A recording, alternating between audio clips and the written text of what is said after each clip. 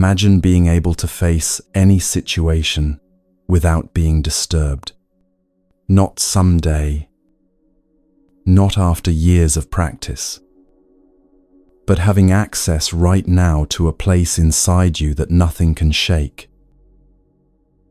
A quiet strength that remains steady, whether you're in the middle of chaos or resting in peace. What if I told you that calm isn't something you need to achieve? That the unshakable mind you're searching for isn't somewhere out there? It's something you remember? 2,500 years ago, a man sat under a tree and discovered this. He had tried everything: pleasure, deprivation, every path imaginable.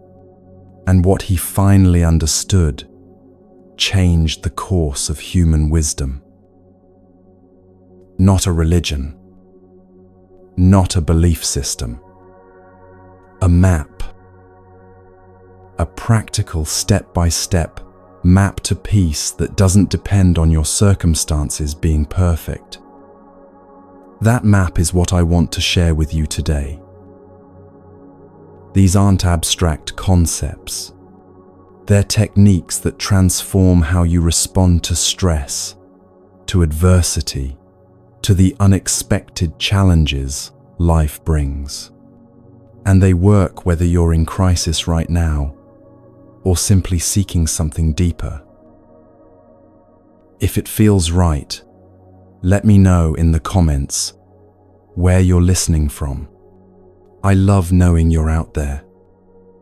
Find a comfortable position. Let yourself settle. This wisdom has traveled 25 centuries to reach you. It's not going anywhere. Are you ready? Let me start with something that might surprise you about how everything in your life is connected.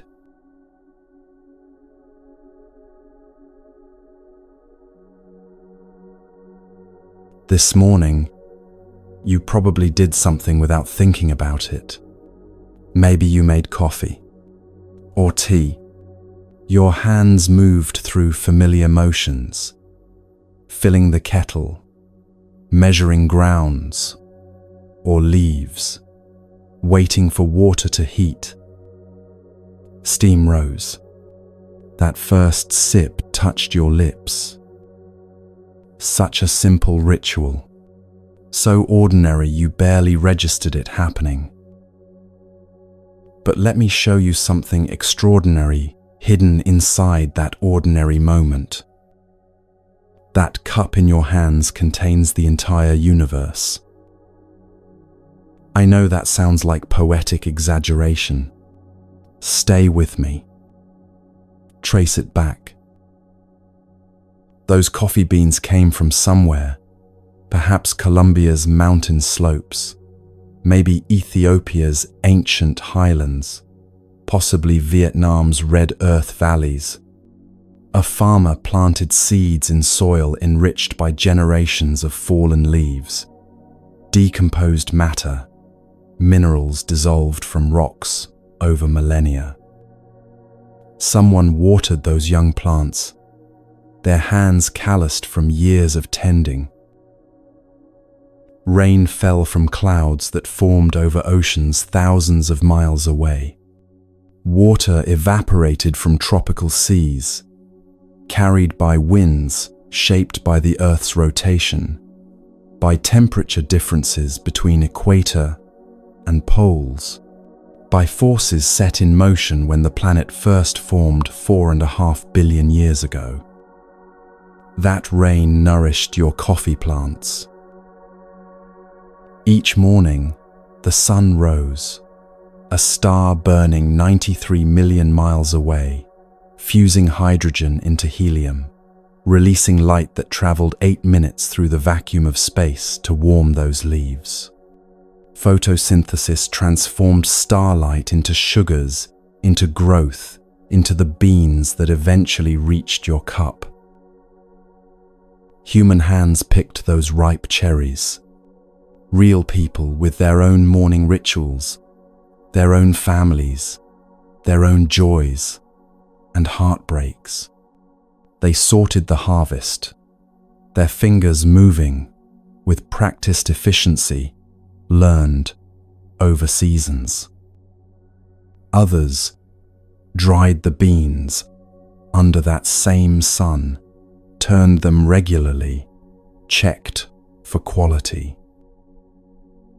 Roasters transformed green beans into aromatic brown. Someone designed the roasting equipment. Someone else manufactured it. Workers assembled the machines.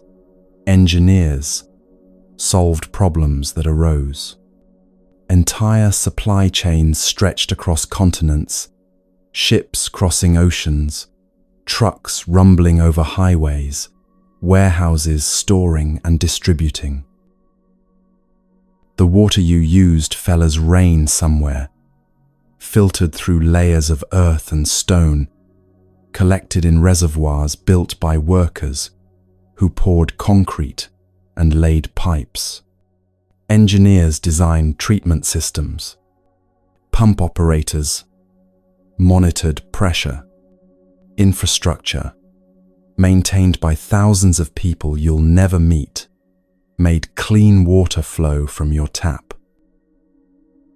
Your cup itself, if ceramic, someone dug clay from the earth, shaped it on a wheel or in a mold, glazed it with minerals, fired it in a kiln fueled by gas or electricity generated at power plants.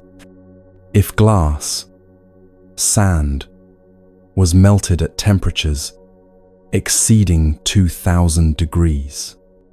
Artists designed the shape. Factory workers produced it. Truck drivers delivered it to stores where cashiers sold it to you with money you earned through your own labor. And you, standing there, able to lift that cup because your parents fed you, because farmers grew that food decades ago when you were young, because the earth provided nutrients, because the sun shone then too. You understand the concept of coffee, the word itself, because someone taught you language, because humans developed complex communication over hundreds of thousands of years of evolution. Nothing in that simple morning ritual exists alone. This is what the Buddha called dependent origination, pratitya samutpada in Sanskrit. Everything arises in connection with everything else. Nothing stands independently. The entire cosmos conspired across time and space to bring you that single sip of warm liquid on an ordinary morning. And understanding this leads us directly to one of the most misunderstood teachings in all of Buddhism, karma.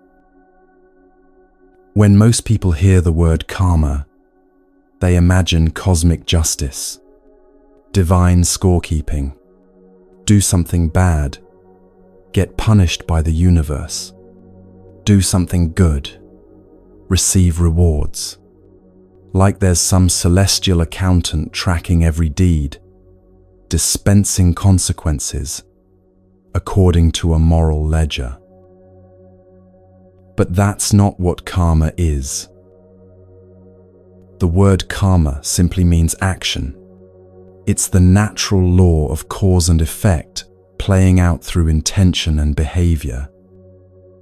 Not punishment, not reward, just the way reality works. Imagine standing beside a perfectly still lake on a windless morning. The surface mirrors the sky like polished glass. You pick up a smooth stone and toss it in.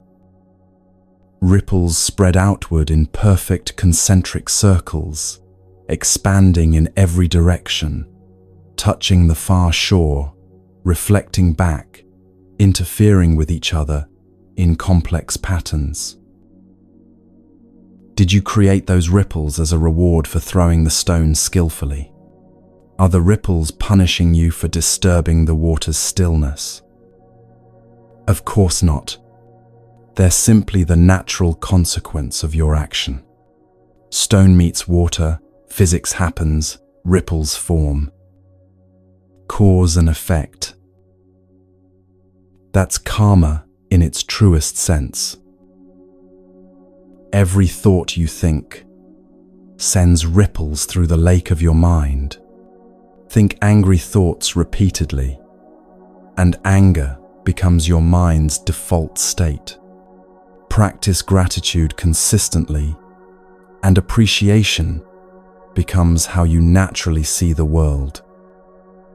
Every word you speak sends ripples through the lives around you. A harsh word can echo in someone's mind for years. A kind word can change the entire trajectory of their day, which affects how they treat others, which ripples further outward. Every action you take creates waves that touch other lives in ways you may never witness. Hold the door for someone rushing behind you. Maybe they arrive at their appointment on time.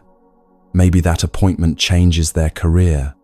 Maybe they go home in a better mood and connect with their child. Maybe that child remembers that evening decades later as a turning point. You'll never know, but the ripples spread. And here's what makes this understanding both sobering and liberating: those ripples come back. Not because the universe keeps score, but because everything is connected. Send kindness into the world, and you're creating conditions where kindness returns. Send anger or bitterness, and you're planting seeds of anger, not through magic, through the interconnected nature of existence. The Buddha expressed this with startling clarity. What you think, you become. What you feel, you attract. What you imagine, you create. Let those words settle. Really let them land. This isn't mysticism. It's neuroscience confirmed by ancient wisdom. Spend your days thinking bitter thoughts, and your neural pathways literally rewire toward bitterness. Your brain becomes optimized for finding things to be bitter about.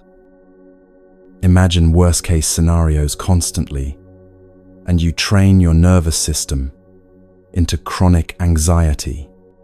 Practice gratitude regularly, and you develop an eye for beauty, for kindness, for reasons to appreciate life. But here's where this teaching becomes genuinely hopeful, genuinely transformative. Your past doesn't own you. Yes, your previous actions have consequences. Yes, you're experiencing results from seeds planted yesterday, last year, perhaps in childhood. Those consequences are real and sometimes difficult. But right now, in this precise moment, you're planting new seeds. Right now, you're making choices. The choice to listen to these teachings rather than scroll mindlessly. The choice to seek wisdom rather than distraction. The choice to grow rather than stagnate. Each choice is karma in action. Each moment is seed planting time. Every moment offers a fresh start. Every breath brings new possibility. Think of one small thing you could shift today. Not something overwhelming, not a complete personality overhaul, just one tiny adjustment. Perhaps pausing 3 seconds before responding when irritation rises in your chest. Maybe actually looking into someone's eyes when they speak, instead of glancing at your phone's dark screen. Possibly saying thank you and letting yourself feel genuine appreciation rather than automatic politeness. Choosing to walk outside for 5 minutes instead of scrolling for 30.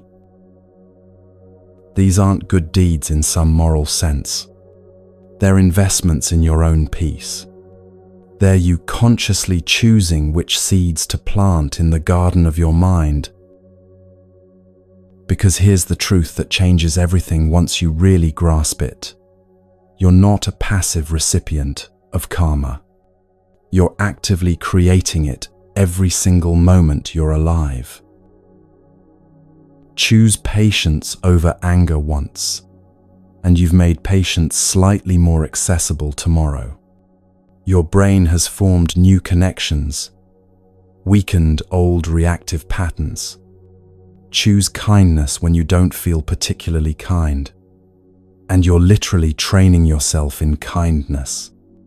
Choose presence over distraction, and you're strengthening neural networks associated with attention and awareness. The mind is like soil, rich, receptive, ready to grow whatever you plant. Plant thorns, harvest pain. Plant flowers, harvest beauty. And this makes me wonder about what happens when someone keeps planting those seeds day after day, moment after moment, year after year.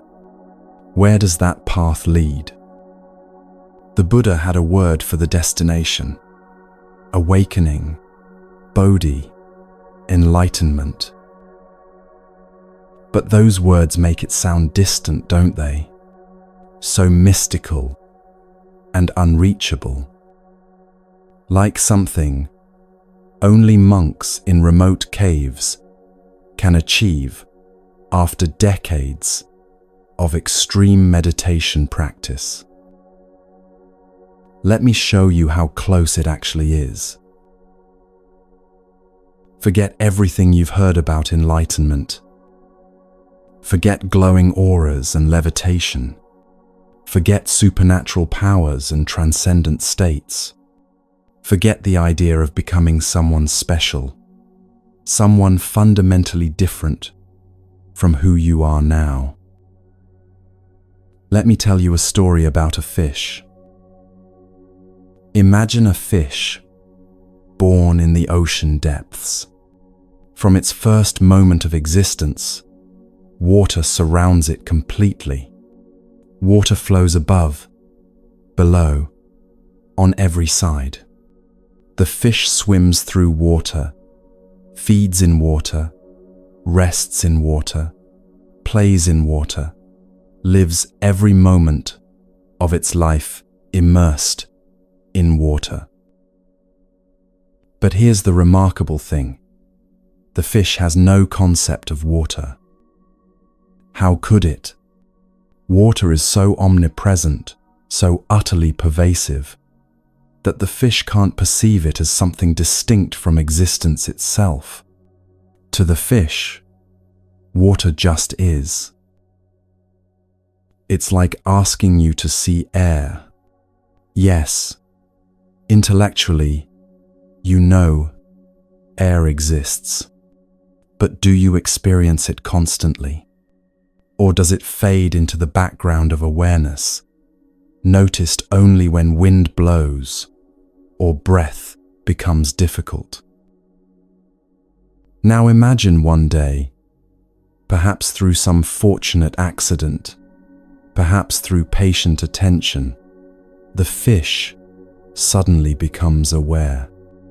A shift occurs in consciousness. Suddenly, the fish realizes I'm in water. This whole time, all these years, I've been swimming in water. Water has been here all along. Nothing about the water changed. The ocean didn't transform. Only the fish's awareness shifted. Recognition occurred. That's enlightenment. It's not about becoming something you're not. It's about seeing what's always been true. It's not about achieving some special state of consciousness unavailable to ordinary people. It's about recognizing the reality you've been swimming in since birth. We spend our lives immersed in this present moment, in this field of awareness, but we don't see it. We're so busy thinking about the past, replaying conversations, regretting decisions, analyzing what went wrong, so busy planning the future, worrying about outcomes, imagining scenarios, trying to control what hasn't happened yet. So busy judging, comparing, wanting things to be different than they are. We miss the water we're swimming in. Enlightenment is simply waking up to what is. Not what was last year, not what might be tomorrow, not what should be, according to your preferences. What is right now, in this moment, exactly as it presents itself. And this matters tremendously because most human suffering comes from fighting reality. We think peace will arrive when we arrange our external lives perfectly, when we finally get the right job with the right salary and the right colleagues, when we find the right relationship that fulfills all our needs, when we achieve the right body through the right diet and exercise program, when we accumulate the right amount of money to feel secure, when all conditions finally align just so. But the Buddha discovered something radical, something that overturned conventional wisdom. Suffering doesn't come from our circumstances. It comes from how tightly we grip them. Before enlightenment, before he became the Buddha, he was Prince Siddhartha. He had everything a human being could possibly want. Literally everything. Unimaginable wealth, exquisite pleasures, perfect comfort, unlimited luxury. 3 palaces for different seasons, dancers, musicians, the finest foods. Every desire met before it fully formed. And he was profoundly miserable.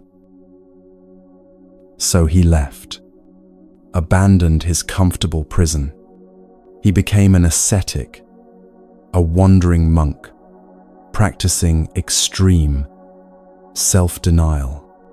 He starved himself until his ribs showed through paper-thin skin. He practiced such severe austerities that he nearly died multiple times. He thought perhaps suffering was the path, so he made himself suffer deliberately, intensely. And he discovered that didn't work either. He was suffering about suffering, adding a second layer of pain on top of life's natural difficulties, turning existence into a battle against existence itself. Finally, exhausted from extremes, he sat down under a fig tree and made a simple decision. He would sit there until he understood, not until he achieved something impressive, not until he became someone special or holy, just until he saw clearly what was actually happening. And what he saw was profound in its simplicity. Peace doesn't come from controlling circumstances. It comes from releasing the grip on how things should be. His words echo across 25 centuries. Peace comes from within. Do not seek it without. Pause there for a moment. Really let that land in your body, not just your thinking mind. How much of your life have you spent seeking peace in external things, in achievements that lose their shine weeks after attaining them, in validation from others that never quite fills the emptiness, in getting everything arranged just right, only to watch it fall apart again? And how often has that external peace lasted? Here's the gentle truth, and I offer this with genuine compassion. You're not broken. You don't need fixing. You don't need to become someone different before you can be at peace. You need remembering. Like coming home to a house you never actually left. You've been there the whole time, just looking everywhere else for it, searching the world for something you've carried in your chest since birth. Enlightenment sounds like some distant mountain peak, requiring decades of difficult climbing, but it's more like realizing you're already standing on solid ground. You were just so busy looking up at the peak, so focused on the journey ahead, that you forgot to feel the earth beneath your feet, supporting you right now. And here's a paradox that confuses many people first encountering these teachings. Enlightenment means living without attachment, but it doesn't mean living without love. Love deeply, but release the need to own. Care profoundly while surrendering the illusion of control. Experience joy fully, even knowing, especially knowing, it will eventually pass. Think about watching a sunset. You stand there witnessing its beauty, feeling moved as colors spread across the sky in brilliant streaks. You don't need to own the sunset to appreciate it fully. You don't need to prevent it from changing to enjoy this moment of beauty. You love it completely, while knowing it will fade into night. That knowing doesn't diminish the love, it deepens it. That's what awakening allows. Full engagement with life, without the desperate clinging that turns pleasure into anxiety. But I know what might be arising in your mind right now. This sounds beautiful in theory, perhaps even inspiring. But how do you actually live like that when your mind is always somewhere else? When you're eating breakfast but thinking about emails waiting in your inbox? When you're supposedly listening to someone but already composing your next sentence? When you're walking but completely lost in thought? Arriving without remembering the journey? That's where the practice of presence comes in. And it's simpler than you might imagine. Let me ask you something. Where were you 30 seconds ago? Not physically. Your body was likely in the same position. But where was your attention living? Were you fully here, absorbing these words? Or were you partly here and partly somewhere else, thinking about what you need to do later, replaying something from earlier today, judging whether you agree with what you're hearing, wondering if this is worth your time? Be honest with yourself. There's no wrong answer. I'm simply pointing to something we all experience constantly. We're almost never fully present. We eat while scrolling through phones, tasting nothing. We walk while lost in thought, seeing nothing around us. We talk while planning our next sentence, hearing nothing the other person is actually saying. We go through entire days, entire weeks, sometimes entire years, in a kind of waking sleep, physically present, but mentally absent. Life is happening, and we're missing it. The Buddha taught that our minds resemble lakes. When water is still, you can see all the way to the bottom, every stone, every fish, every detail, perfectly clear. But when wind disturbs the surface, when thoughts and emotions churn the water into turbulence, you can't see anything clearly. Everything becomes murky, distorted, unclear. Most of us live with constantly agitated water, thoughts racing like startled fish, worries spinning in repetitive loops, plans forming and reforming, judgments arising about everything we encounter. The wind of mental activity never stops blowing across the surface. Presence is what happens when the water settles. Not because you forced stillness through effort, but because you stopped adding more wind, stopped stirring the water with constant thinking. And then, clarity arrives naturally. You see things as they actually are, not filtered through your fears and desires and stories about how things should be. You experience life directly, instead of through the screen of constant mental commentary. Now, many people confuse mindfulness with relaxation. They approach it as a technique for feeling calm and peaceful. And yes, calm often comes as a natural byproduct, but that's not the point. Mindfulness isn't about achieving calm, though that frequently occurs. It's about waking up to the life you're already living. It's about being alive while you're alive. And you don't need anything special to practice this.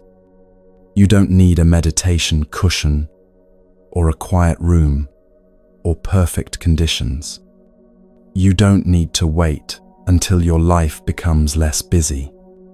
Every single moment, exactly as it is, offers a doorway into presence.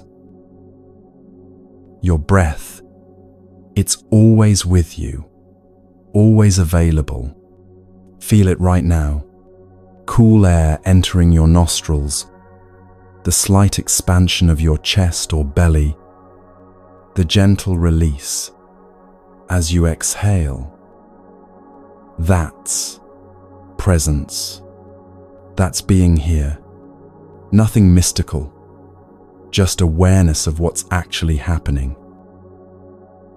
The taste of your next meal, instead of eating, while doing 3 other things simultaneously, what if you took one bite with complete attention, really tasted it, felt the texture, noticed how your body responds with satisfaction or aversion?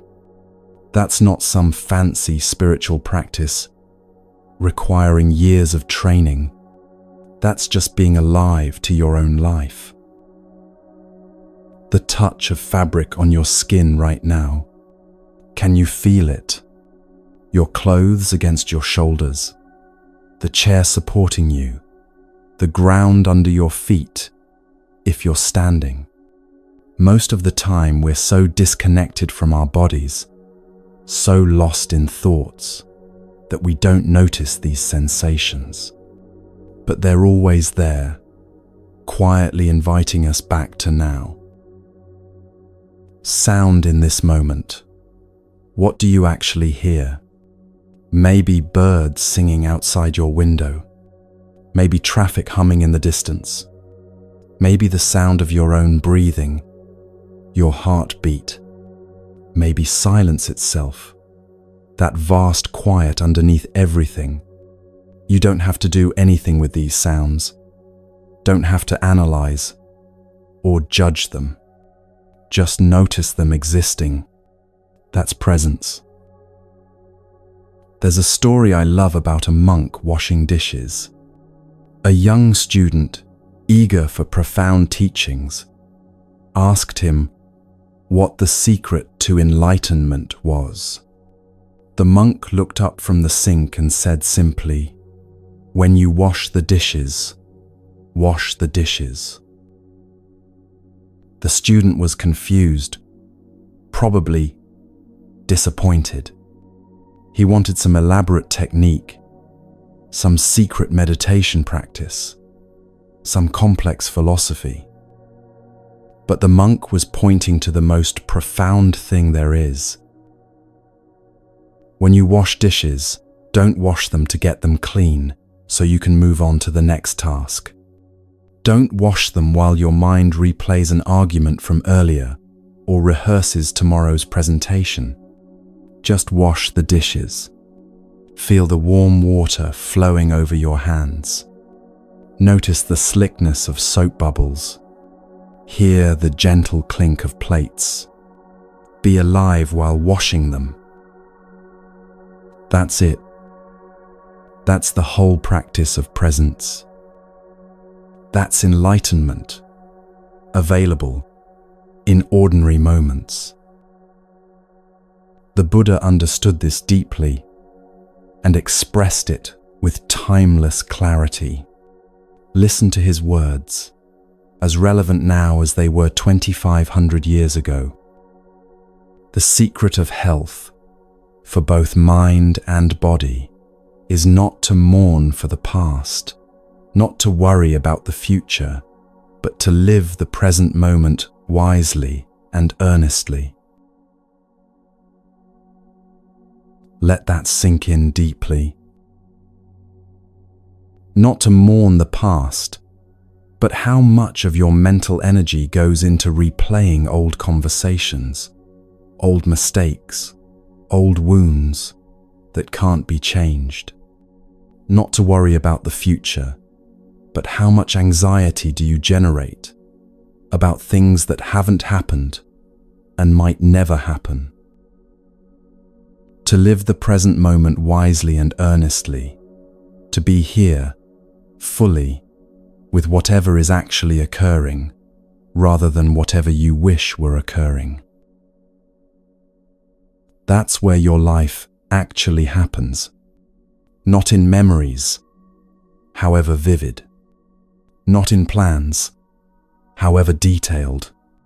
Right here, right now, in this breath. And the beautiful thing is you can start immediately. You don't need to wait for anything. You don't need to be more prepared, more spiritual, more anything.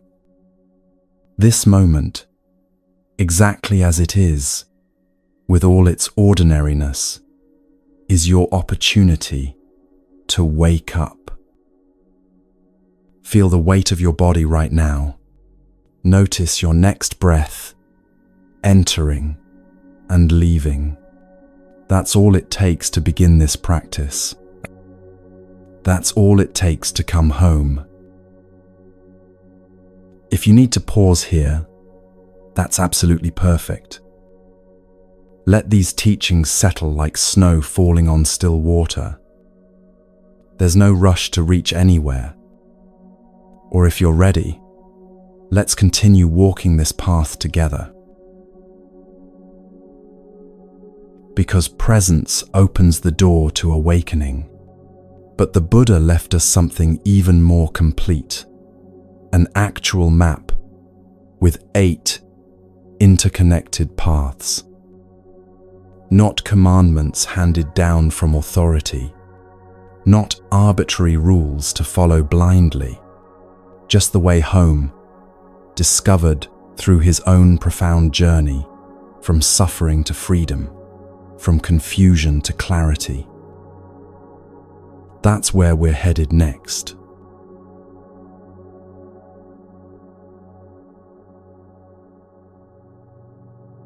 The Buddha tried everything: luxury that left him empty, starvation that made him weak, and finally, sitting beneath a tree as dawn approached, he understood there must be another way. That other way became known as the middle path, and it's the heart of everything he taught. There's a story about a musical instrument called the veena, something like a sitar with strings stretched across a hollow body. If you tune the strings too loose, they produce no sound at all, just a dull thud when plucked. Tighten them too much, and they snap under the tension. But find that precise point between not too tight, not too loose, and suddenly the instrument sings with perfect resonance. That's the middle way. Not compromise, not settling for mediocrity, precision. And the Buddha mapped out exactly what that precision looks like in 8 interconnected practices. Not commandments carved in stone, not rules to follow blindly, just clear observations about how reality works and how to work with reality instead of against it.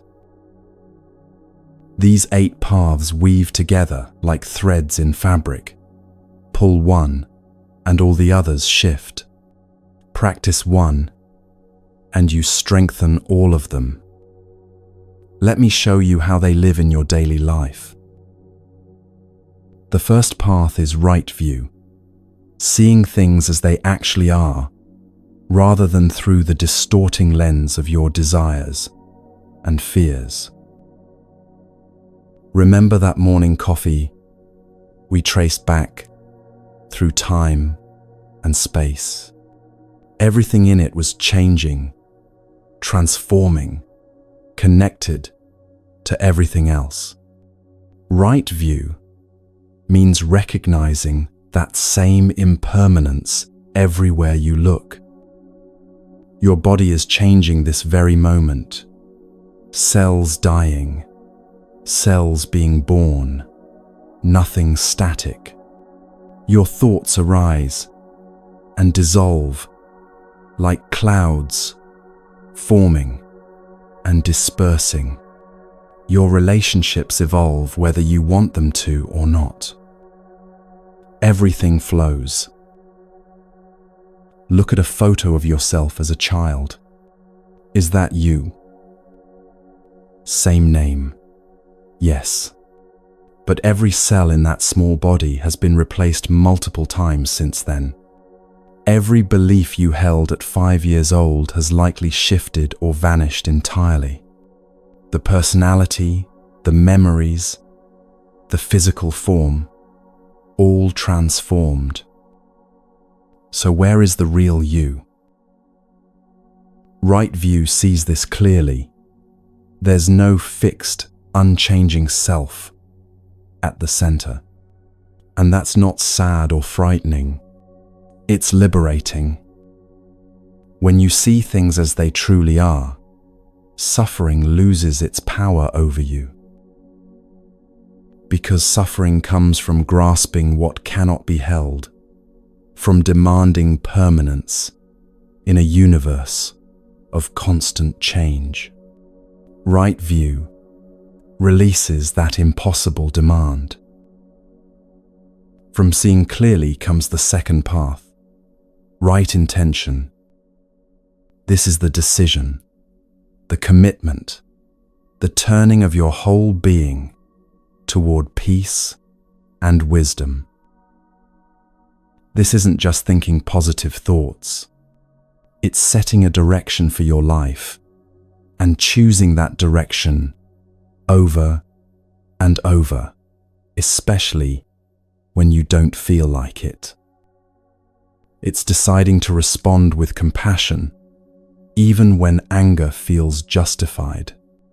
It's choosing generosity when your instinct is to hoard. It's opting for honesty when lying would be easier. Imagine you have a relative who's difficult, critical, demanding, never satisfied. Every visit leaves you drained and frustrated. Right intention is deciding to visit anyway, not out of guilt or obligation, but from a genuine commitment to reduce suffering where you can. Maybe they're lonely. Maybe their criticism comes from their own pain. Right intention sees beyond the surface irritation to the shared humanity underneath. The third path flows naturally from this: right speech. Your words as medicine rather than poison. A single sentence can create a wound that lasts years. I'm sure you can remember something cutting someone said to you a decade ago, words that still sting when recalled. But equally, a few words can heal deeply. I see you. I understand. You're not alone. The Buddha taught 3 gates for speech. Before you speak, ask yourself, is it true? Is it kind? Is it necessary? If your words can't pass through all 3 gates, perhaps silence is wiser. This doesn't mean becoming passive or dishonest. Sometimes truth is hard. Sometimes kindness means saying difficult things. But right speech avoids gossip, avoids harsh words spoken in anger, avoids empty chatter that fills silence without creating connection. It means speaking with intention and care. Right action, the 4th path, extends this care beyond words into everything you do. Not just avoiding harm, but actively creating healing wherever possible. There's a story about a woman at the grocery store who noticed someone ahead of her counting coins, clearly short of what they needed. She could have looked away, minded her own business. Instead, she quietly handed the cashier enough to cover the difference. Small action, barely noticeable. But that person went home with food instead of shame. Maybe they remembered that kindness when they saw someone else struggling. Ripples spreading outward from one small choice. Right action means living with awareness that every choice matters. How you treat the server who brings your food. Whether you pick up litter you didn't drop. How you respond when someone cuts you off in traffic. Each moment is an opportunity to add a little more kindness or a little more suffering to the world. The 5th path addresses something we often ignore: right livelihood. How you earn your living matters deeply. Does your work create suffering or reduce it? This isn't about judging anyone's profession. A corporate lawyer might practice right livelihood by ensuring justice is served. A weapons manufacturer probably isn't, regardless of skill or dedication. The question is, does this work align with reducing harm and increasing well-being? But even in difficult jobs, in work that feels meaningless or frustrating, right livelihood appears in how you show up. There's a story about a janitor at a hospital who practiced his work as sacred service. He didn't just clean floors, He created healing environments. He smiled at patients shuffling past. He worked with care and presence. His title was janitor, but his practice was that of a bodhisattva, bringing comfort to those in pain. Right Livelihood asks, can you bring consciousness and compassion to your work, whatever it is? The sixth path is right effort, and this one is subtle.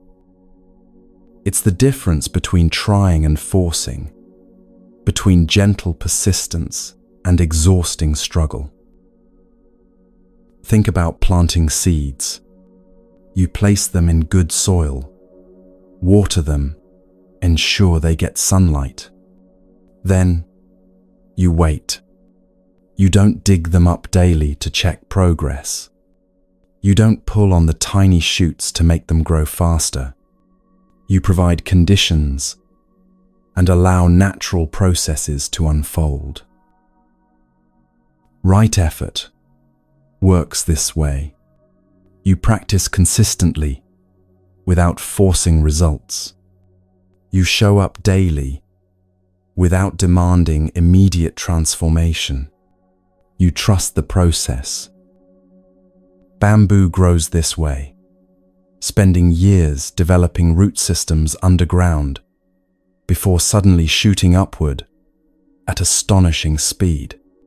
From the surface, nothing seems to be happening for years. But underground, foundations are being laid. Then one season, growth becomes visible and rapid. Your practice may feel like that. Days or weeks where nothing seems to change. Then suddenly, you notice you responded with patience where you would have exploded before. The underground work has been happening all along. The seventh path is right mindfulness, coming back to presence again and again. We explored this already, but here's what matters. Mindfulness isn't achieved once and then maintained forever. It's practiced moment by moment by moment. Your mind will wander thousands of times during meditation. That's not failure, that's the practice. Every time you notice the wandering and return to presence, you're strengthening awareness. Every distraction recognized is a small awakening. The monk who meditates for 30 years still experiences mind wandering. The difference is they notice more quickly and return more gently. Meditation isn't a special state reserved for cushions and silence. It's training that prepares you for life. When anger arises in traffic, can you notice it arising before it controls you? When anxiety begins its familiar spiral, can you recognize the pattern before you're lost in it? That's right mindfulness in action. The eighth path completes the circle, right concentration. One-pointed presence, undivided attention, the power of being fully here for whatever you're doing.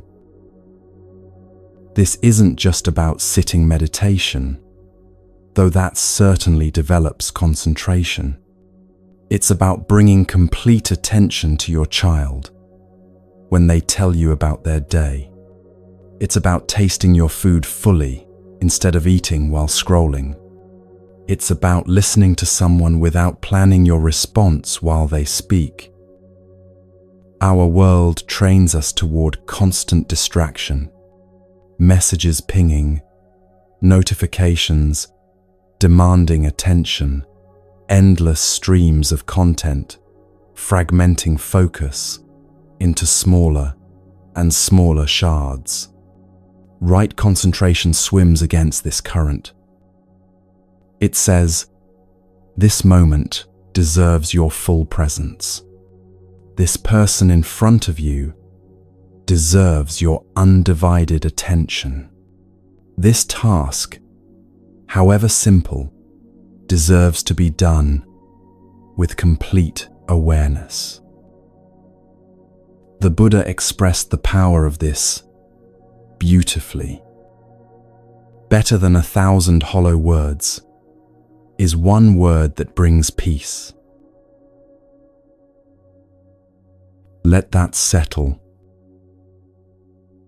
One word spoken with full presence, with genuine care, with complete attention, it carries more healing than volumes of empty speech. One action taken with total commitment transforms more than countless half-hearted gestures. This is the power of right concentration. And here's what's remarkable about these 8 paths. They're not separate. Practice right speech, and you naturally strengthen right action. Develop right mindfulness, and right concentration deepens automatically. See with right view, and right intention becomes clearer. They're like roots of a single tree spreading underground. You can't tell where one ends and another begins. Together, they form a complete practice for human life. Not a belief system to adopt, but a way of being to embody. Not rules to follow perfectly, but directions to move toward consistently. But even with this beautiful map, even understanding these 8 interconnected paths, you might notice something strange happening. You keep ending up in the same places. You find yourself in the same arguments with different people. The same anxieties arise with different triggers. The same patterns repeat despite your best intentions. Why? The Buddha called it the wheel. Have you ever caught yourself in the middle of an argument and suddenly thought, I've had this exact fight before? Different person, different topic maybe, but the same energy, the same dynamic, the same painful dance. Or noticed yourself reaching for your phone in that familiar way, seeking something you can't quite name, scrolling for satisfaction that never comes, then doing it again 20 minutes later. Or found yourself anxious about something new, but with a quality of anxiety that feels ancient and familiar, like you've carried this particular flavor of worry your whole life. The Buddha called this samsara, the wheel of repetitive patterns, cycling endlessly until we learn to step off. Now, traditional Buddhism speaks of samsara as the cycle of death and rebirth across lifetimes. Maybe that's true, maybe it's metaphor, I can't tell you with certainty.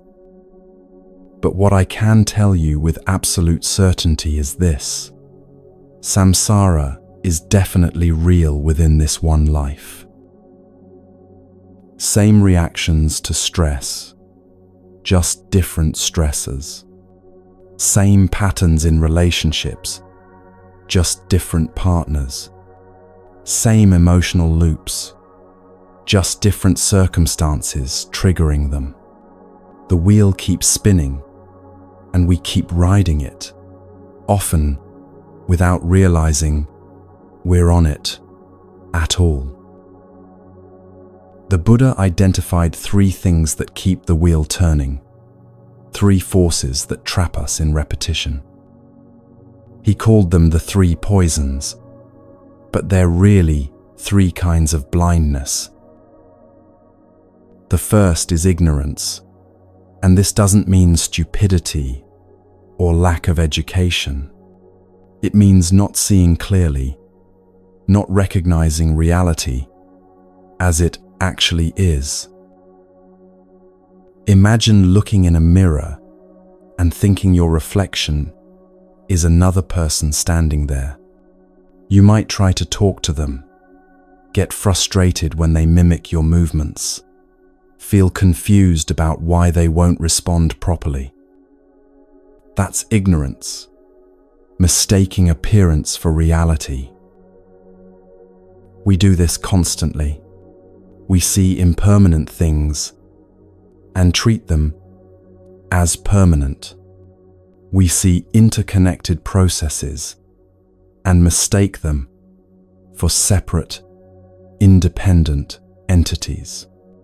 We see the flow of change and try to freeze it, to hold it still, to make it stay exactly as it is right now. Then we suffer when reality refuses to cooperate with our misperception. The second poison is craving, this insatiable hunger for more, for different, for better. The next job will finally bring fulfillment. The next relationship will complete you. The next purchase will bring lasting satisfaction. The next achievement will prove your worth once and for all. Spoiler, it won't. Not because jobs, or relationships, or achievements are bad, but because craving has no bottom. It's not actually about the thing being craved. It's about the craving itself, an internal restlessness that latches onto whatever's nearby. Feed it, and it grows hungrier. Satisfy one craving, and 3 more immediately appear. The third poison is aversion, pushing away what we don't want with the same energy we grasp at what we do want. Running from pain creates more pain, because now you have the original pain plus the suffering of running. Resisting grief extends grief because you're fighting against a natural process that needs to complete itself. Avoiding discomfort means carrying that discomfort with you everywhere, always vigilant, always on guard. What we avoid follows us like a shadow. These 3 keep the wheel spinning, not seeing clearly, craving what we don't have, pushing away what we do have. And they create 6 different realms we cycle through, 6 states of mind the ancient teachers described as different worlds. The God realm is when everything seems perfect. Life is going well, you're comfortable, maybe even a bit proud of how well you're doing. But there's a danger here, complacency. Without challenge, without friction, growth stops. You become soft, unprepared for inevitable change. Then when difficulty comes, and it always comes, you're crushed because you believed the ease would last forever. The Titan realm is constant competition, endless striving, never being satisfied with where you are because someone else is ahead. You check others' social media and feel inadequate. You achieve something and immediately spot the next rung up the ladder. Success brings no peace because the finish line keeps moving. Exhaustion is the atmosphere of this realm. The human realm is where you are right now, aware, seeking, capable of reflection. There's suffering here, yes, but also the possibility of awakening. This is actually the best realm for spiritual growth, because you have enough discomfort to seek change, but enough capacity to actually do something about it. This is where the path becomes possible. The animal realm is pure survival mode, just getting through the day without deeper reflection or questioning. You wake, work, eat, sleep, repeat. No time or energy for examining your life because you're too busy just living it. Many people spend years here without realizing it. The hungry ghost realm is endless wanting without satisfaction. Traditional images show beings with tiny mouths and enormous empty bellies, taking in a little but needing so much more. This is addiction, whether to substances, achievement, validation, or just the next moment being different from this one. Always hungry, never full, no matter how much you consume. The hell realm is being consumed by rage, despair, or hatred. The world becomes hostile, everyone an enemy or a fool. Every interaction confirms your darkest beliefs. Pain and anger feed each other in a vicious cycle until nothing else exists. Some people visit this realm briefly during crisis. Others get trapped there for years. And here's what the Buddha wants you to understand. You visit all 6 realms in a single week, maybe in a single day. Morning feels like the God realm. Coffee tastes perfect. You're rested. Everything seems manageable. By noon, you're in the Titan realm, comparing yourself to a colleague's success. Afternoon brings the animal realm, just pushing through tasks mechanically. Evening might drop you into the hungry ghost realm, scrolling endlessly for something to fill the emptiness. Before bed, a moment of clarity, the human realm, recognizing these patterns. The wheel keeps turning, carrying you through these states, and you might not even notice the transitions. You might think this is just how life is, ups and downs, good days and bad days, the nature of existence. But the wheel only keeps turning as long as you keep feeding it, as long as you remain ignorant of how it works, as long as you keep grasping and pushing away. The moment you see the wheel turning, something shifts. The moment you recognize the pattern in the middle of the pattern, you're already beginning to step off. The Buddha said it simply: the root of suffering is attachment. Breathe with that truth. Not attachment to things, though that's part of it. Attachment to how things should be. Attachment to your story about who you are. Attachment to beliefs about how life ought to work. Attachment to permanence in a universe that only knows change. But attached to what, exactly? That's where the Buddha's most liberating truth comes in. And it might sound scary at first, but I promise, it's the most freeing thing you'll ever hear. Who are you? Not what do you do, or what's your name, or what roles you play. Who are you actually? What is this self you've been protecting and defending and building your entire life. Try this experiment with me. Think of a photograph of yourself as a child, maybe 5 or 6 years old. Look at that child in your mind's eye. Is that you? Same name? Certainly. But is it the same person?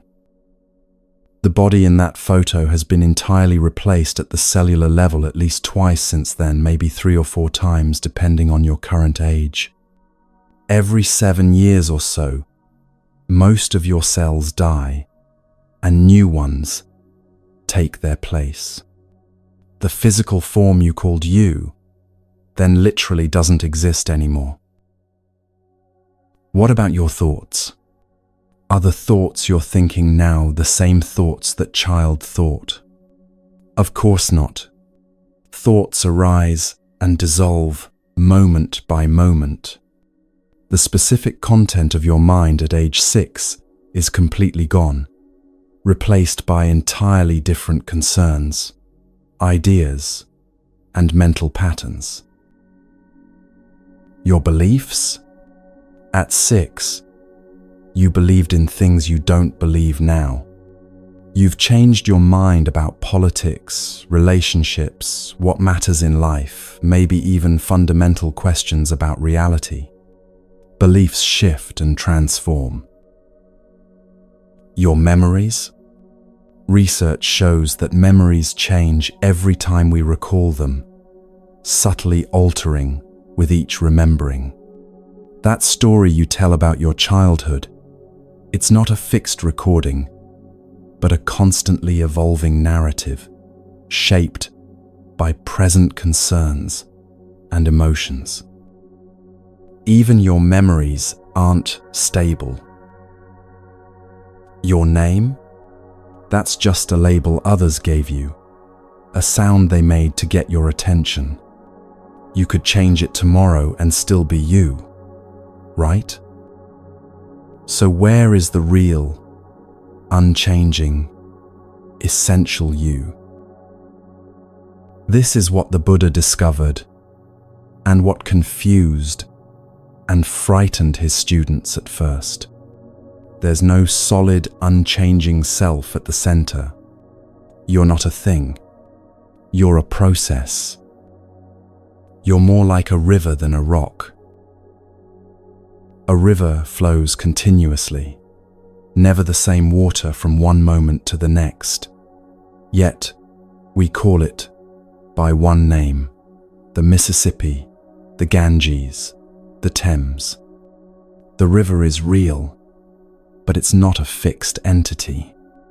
It's a continuous process of flowing, changing, being fed by countless tributaries, losing water to evaporation, carving new channels, flooding and receding. You can't step in the same river twice, because it's literally not the same river. That's what you are, a flowing process, always continuous, but never static. And why does this matter so much? Because of what it frees you from.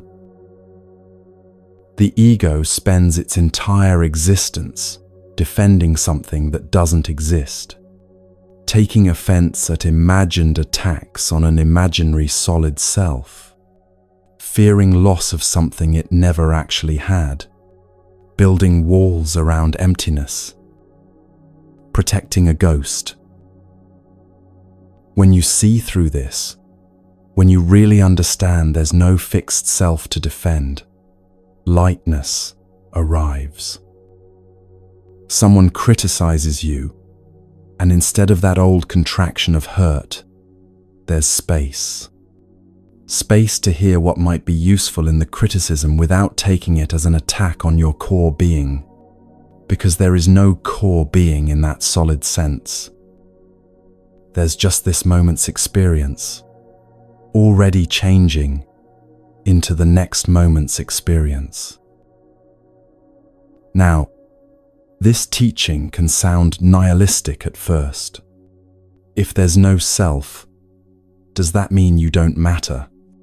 That your life is meaningless?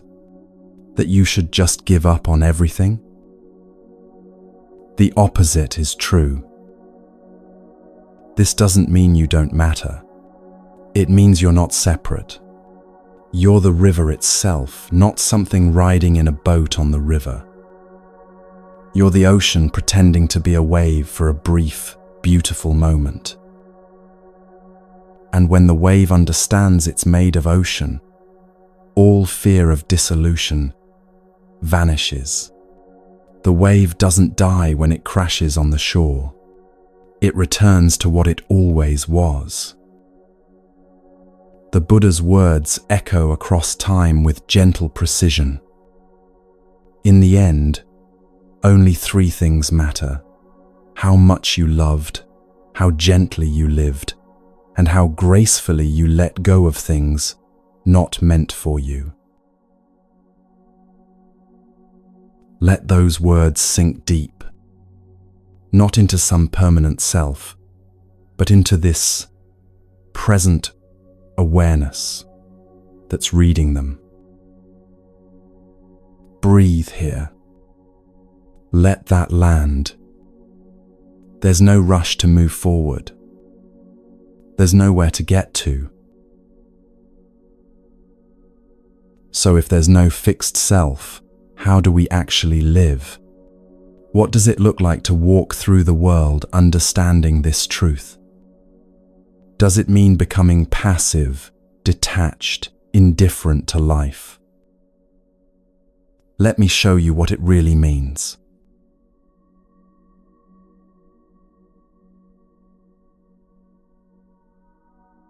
The Buddha almost died trying to find enlightenment. This isn't metaphor or exaggeration.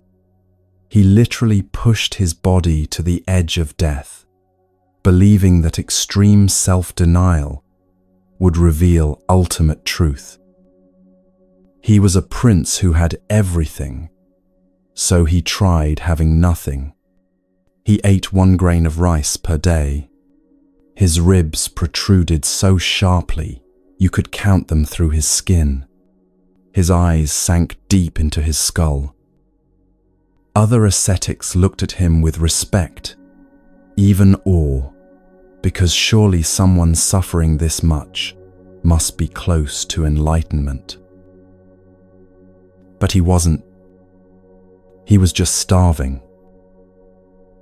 One day, weak and dizzy, on the verge of death, a young woman passed by and offered him a bowl of milk rice. Something in him recognized the absurdity of what he'd been doing.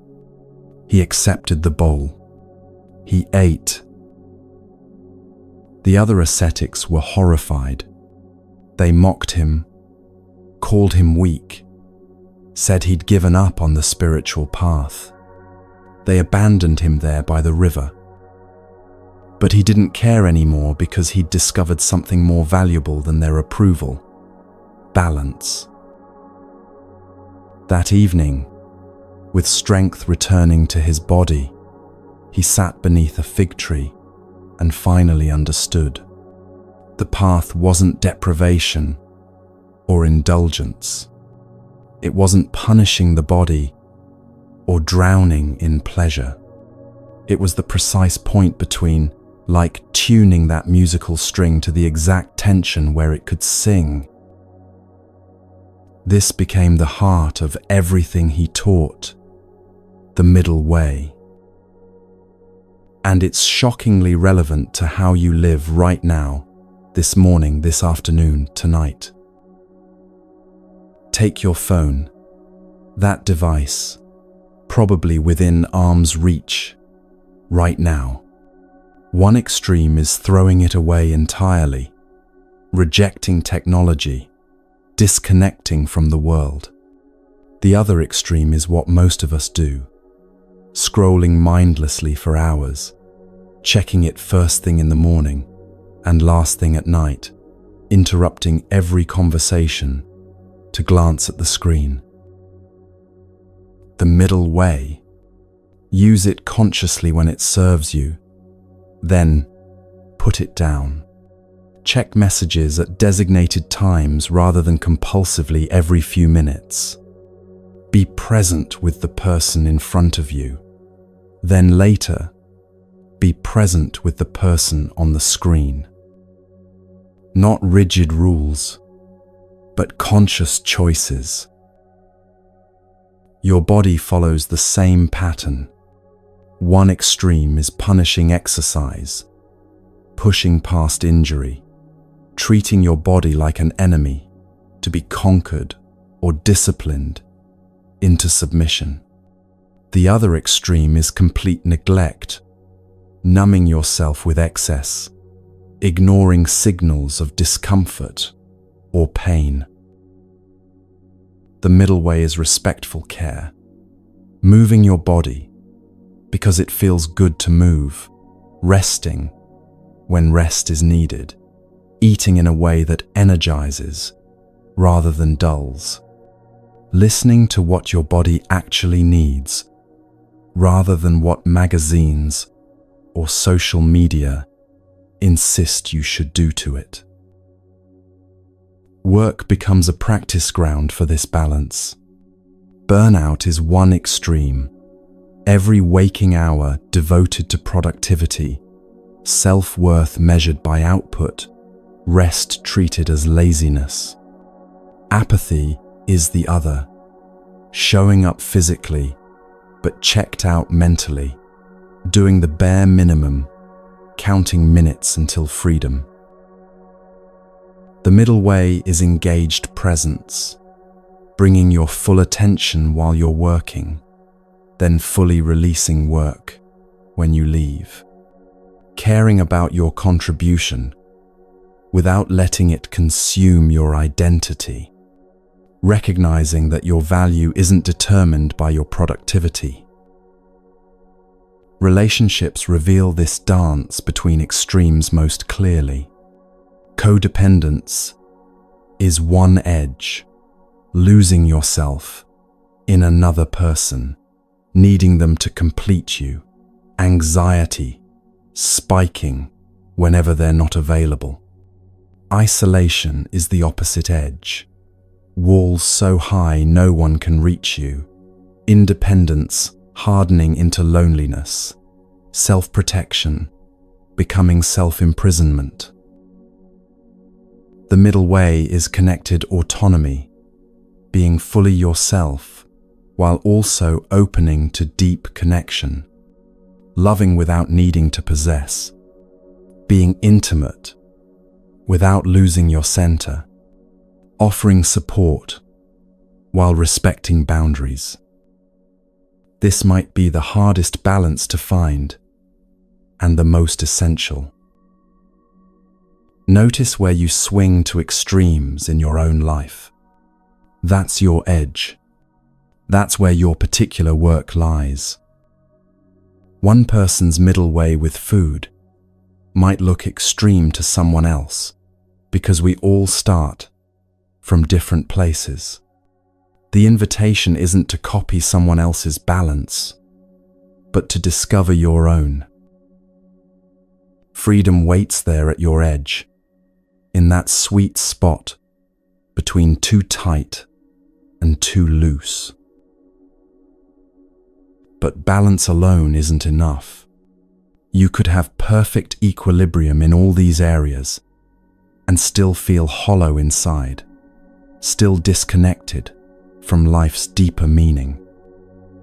There's something that makes everything else work, something that transforms the path from intellectual concept into lived reality.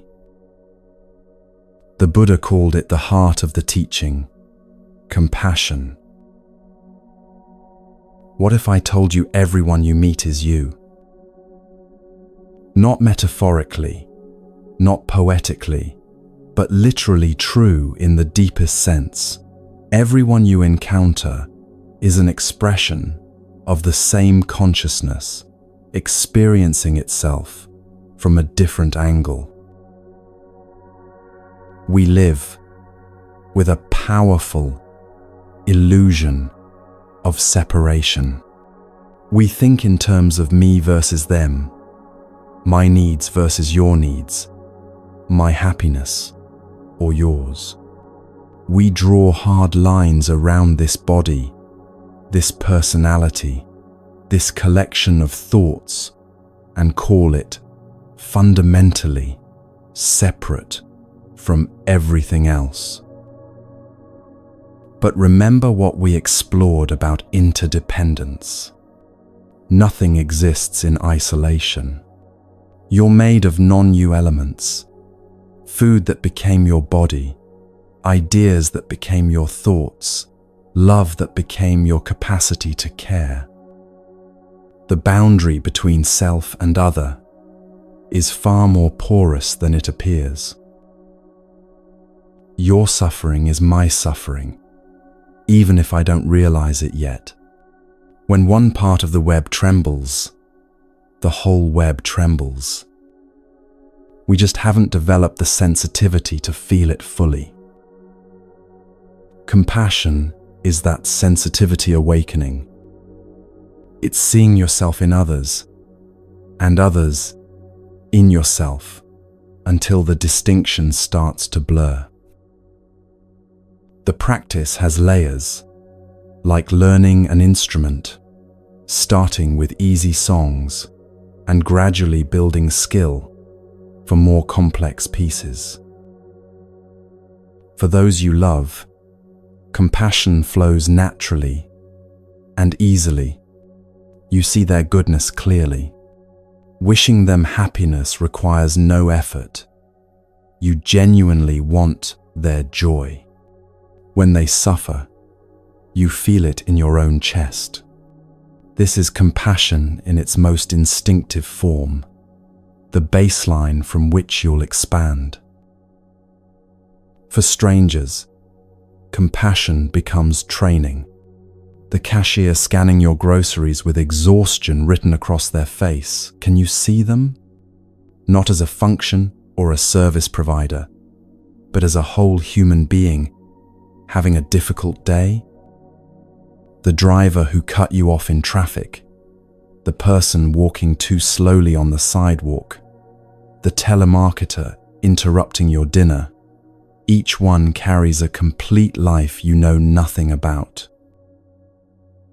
There's a saying worth remembering: be kind, for everyone you meet is fighting a hard battle. You don't see the battles. The cashier's child might be sick. The driver might have just received devastating news. The slow walker might be recovering from surgery. You can't know their story, so err on the side of kindness. For difficult people, compassion reaches its peak as genuine spiritual practice. This is mastery-level work. Someone who hurt you, who betrayed your trust, who said something cruel that still echoes in your mind years later, can you find compassion for them? This doesn't mean condoning their actions. It doesn't mean allowing continued harm or pretending it didn't hurt. It means recognizing that hurt people hurt people.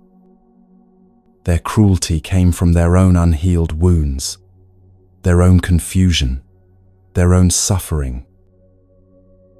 There's a story about a man in a grocery store who was rude and aggressive to everyone around him, snapping at the staff, being impatient, radiating hostility.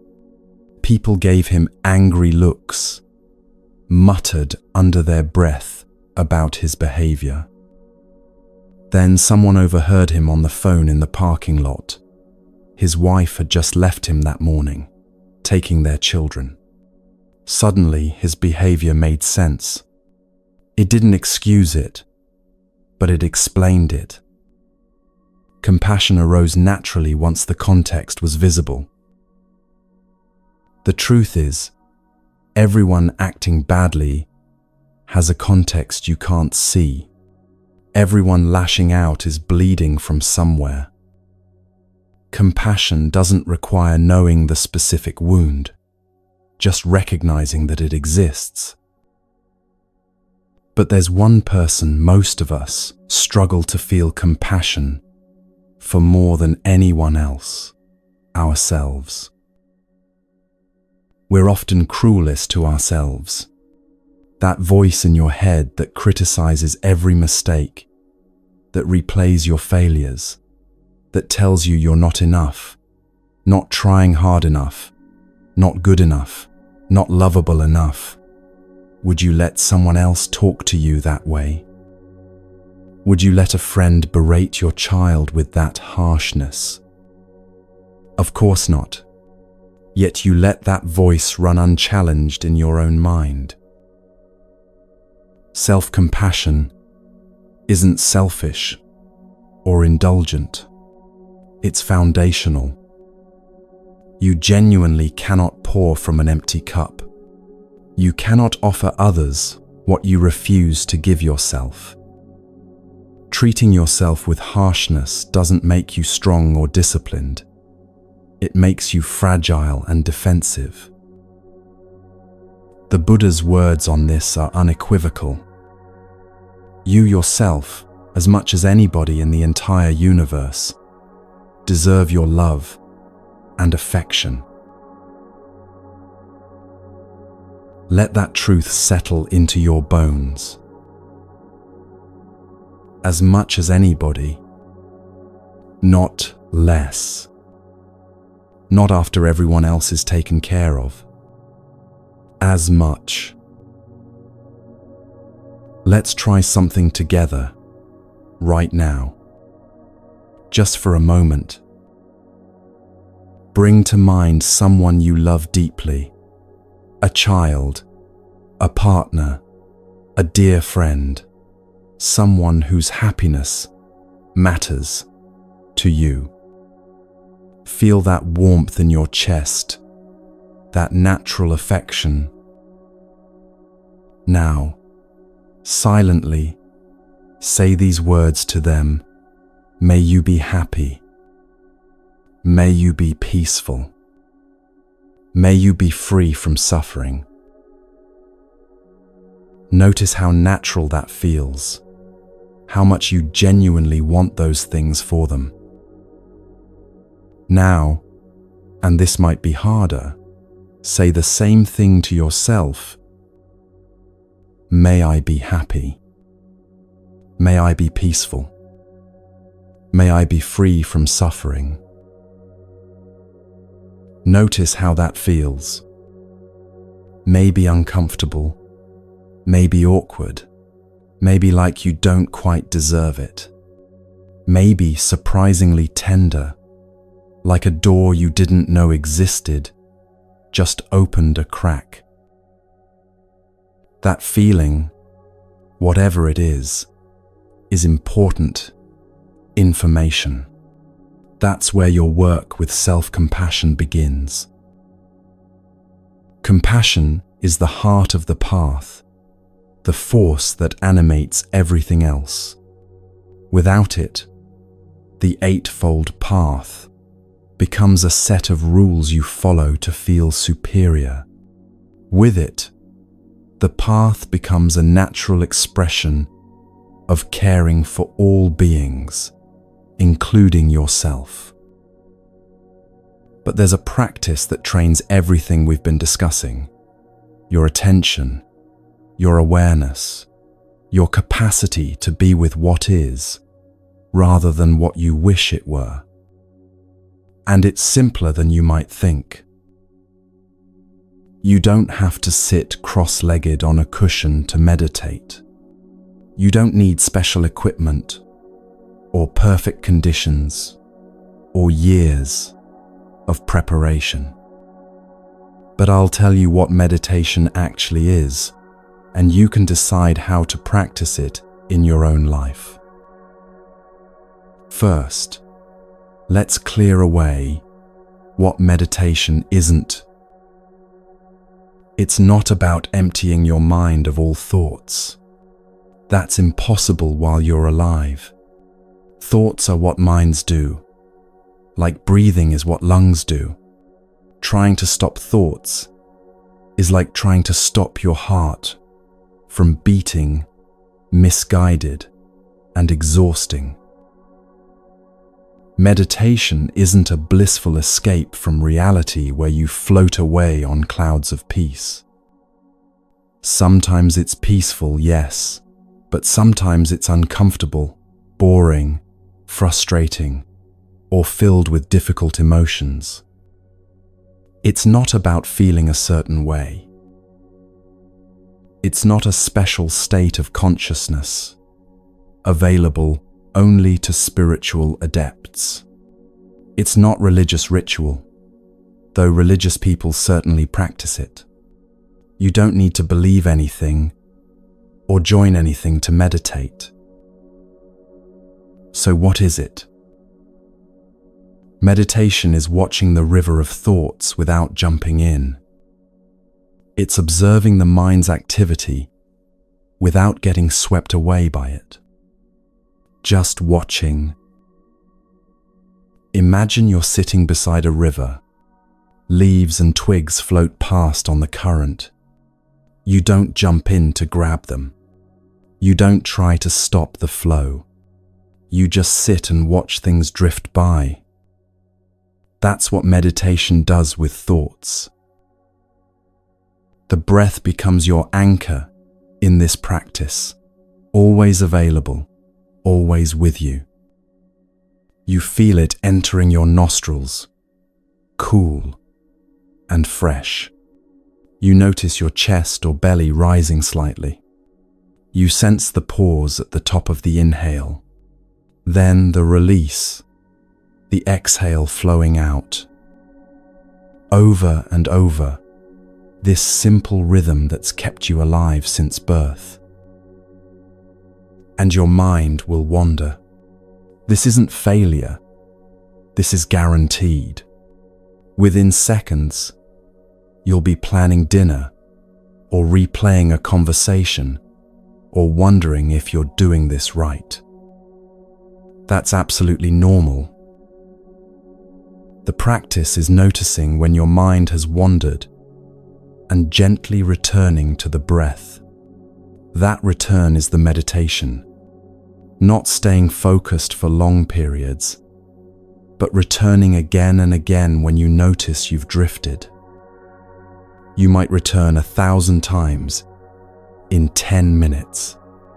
Each return is a small awakening, a moment of choosing presence over distraction. You don't fail at meditation when your mind wanders.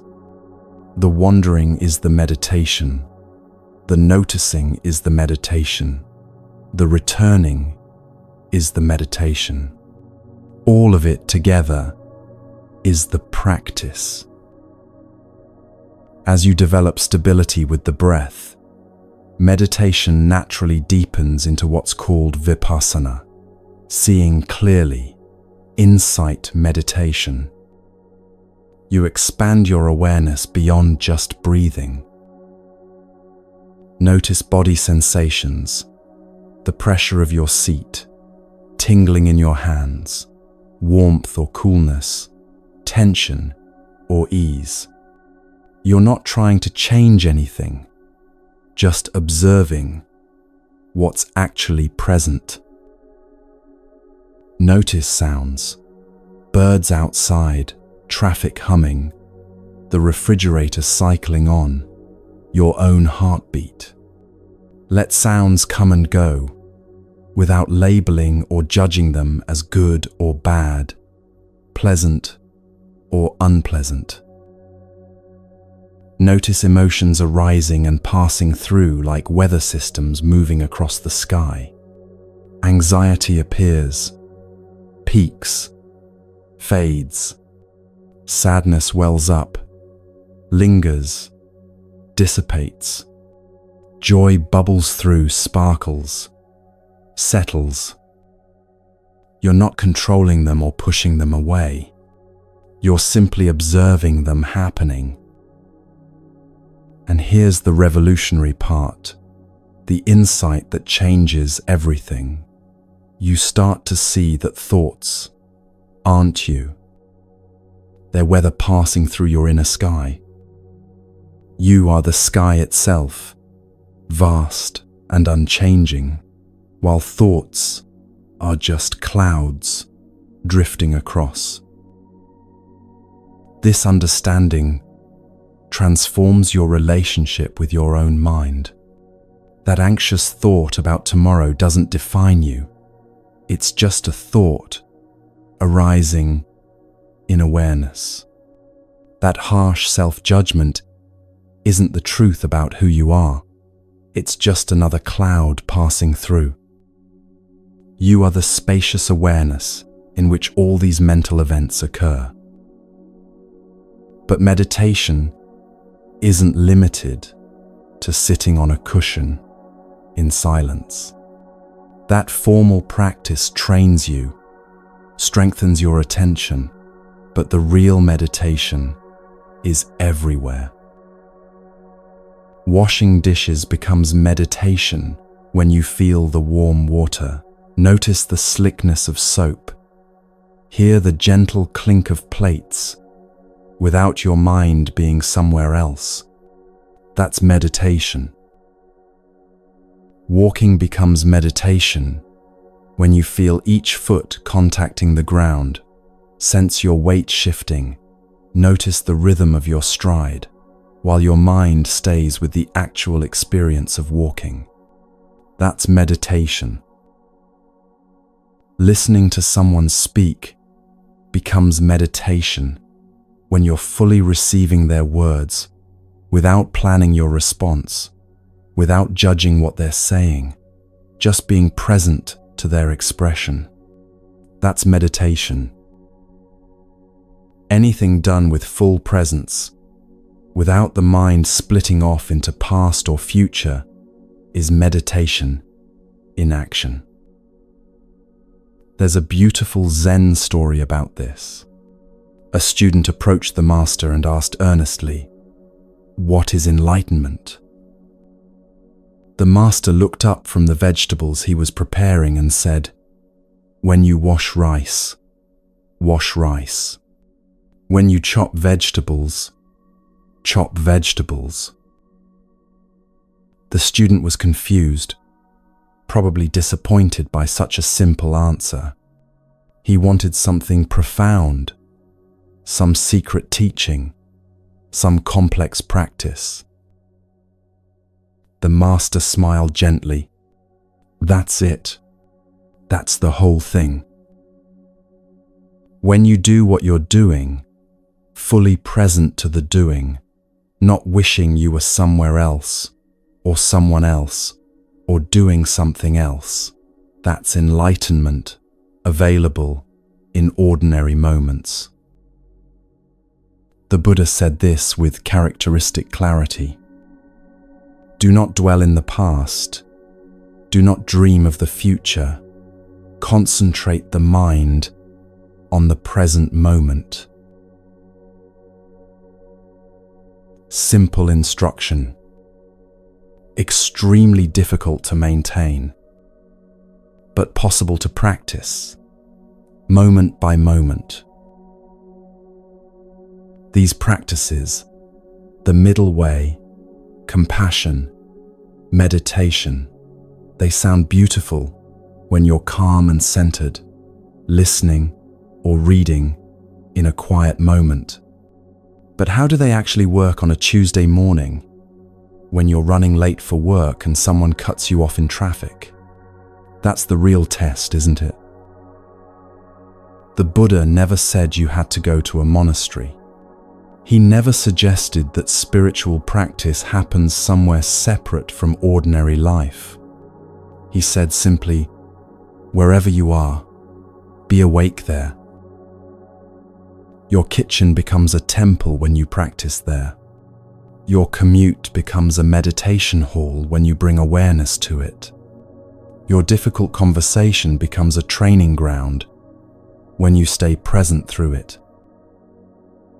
Morning offers your first opportunity, that moment when you transition from sleep to waking, before you grab your phone, before thoughts fully form, one conscious breath, right there. Just one. Feel yourself breathing. Recognize, I'm alive. This is a gift. Not as a thought to think, but as a truth to feel. Eating becomes practice when you give one bite your full attention. Not every bite. That might be unrealistic at first. But one bite where you actually taste the food, feel its texture, notice its temperature, recognize the extraordinary fact that this food exists and is nourishing your body. Gratitude arises naturally from that attention, not as a performance or a should, but as a genuine response to actually experiencing what you're receiving. Walking anywhere, to your car, to the bathroom, down the hallway, feel your feet. The ground is supporting you completely, reliably, always there beneath you.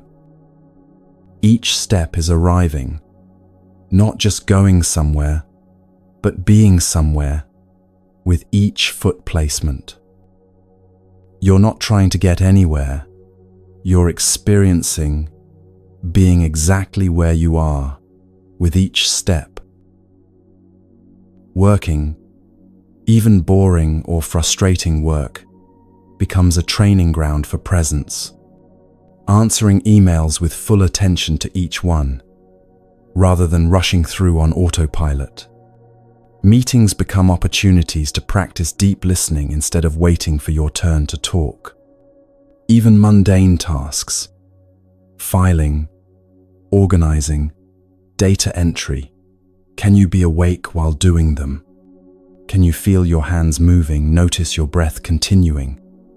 Stay present with what is, rather than wishing you were doing something else. Speaking consciously transforms your relationships. Pause before responding. Just 1 second of space between hearing and speaking.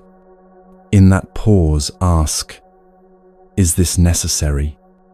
Will these words create peace or conflict? Am I speaking from presence or reacting from old patterns? Your words are seeds planted in the world. Choose them with awareness of what you're planting. Listening might be the hardest practice of all. Really listening, not waiting for your turn to talk, not formulating responses while the other person is still speaking, not judging or comparing or agreeing or disagreeing, just receiving what they're offering. The gift of being truly heard is so rare in our world. When you offer that gift through genuine listening, you're practicing profound compassion. Difficult moments test everything you've learned. Someone honks aggressively behind you. Can you feel the anger arising in your body before you react? Notice the heat, the tightening, the impulse to honk back or shout or make a gesture. In the space between their honk and your response, freedom lives. That space is where you can choose how to respond rather than reacting automatically from conditioning. Evening becomes a time for gentle reflection without harsh judgment. Where were you awake today? Where were you asleep? Running on autopilot? Not beating yourself up for the moments you missed, but simply noticing with kind awareness. Tomorrow brings another opportunity another day of practice, another chance to show up more fully to your own life. You don't need to be perfect at any of this. Perfection isn't the goal and wouldn't be useful if it were possible. You just need to notice. Notice when you're present. Notice when you're not present. Notice the difference between the two states. The noticing itself is awakening happening in real time. As you practice this way, really practice it. Not just think about practicing it. Something begins to shift. You start to see what the Buddha saw 2,500 years ago under that tree. Something that changes everything about how you experience the world and your place in it. You start to notice that nothing exists in isolation, that you're intimately connected to everything around you in ways both obvious and subtle. Your breath contains oxygen created by trees halfway around the world. Your thoughts are shaped by conversations, books, experiences stretching back before your birth. Your actions ripple outward, touching lives you'll never meet. The hard boundary you drew between self and other begins to soften, blur, reveal itself as more permeable than you thought. That insight takes us deeper still, into understanding how profoundly interconnected all of existence truly is.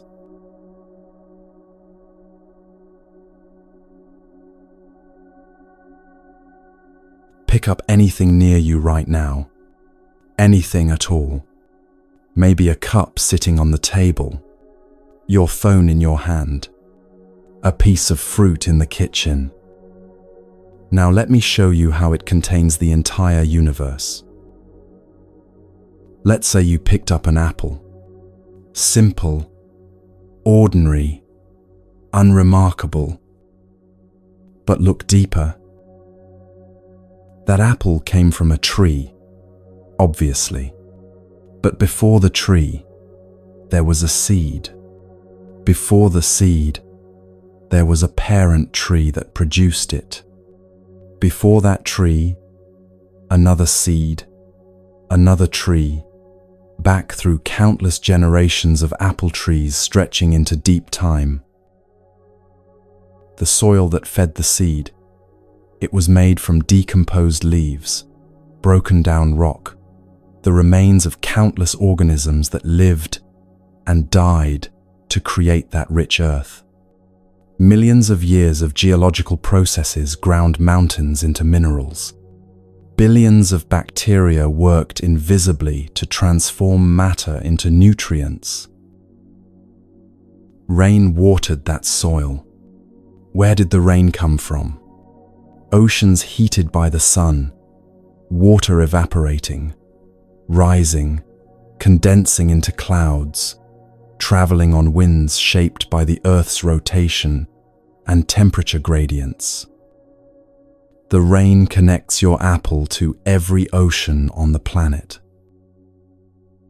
The sun that warmed both rain and tree, a star burning 93 million miles away, fusing hydrogen into helium, releasing photons that traveled through space for 8 minutes before touching those apple blossoms. Your apple is made of sunlight transformed into sugar through photosynthesis, that miraculous process of turning light into life. A farmer planted the orchard years ago.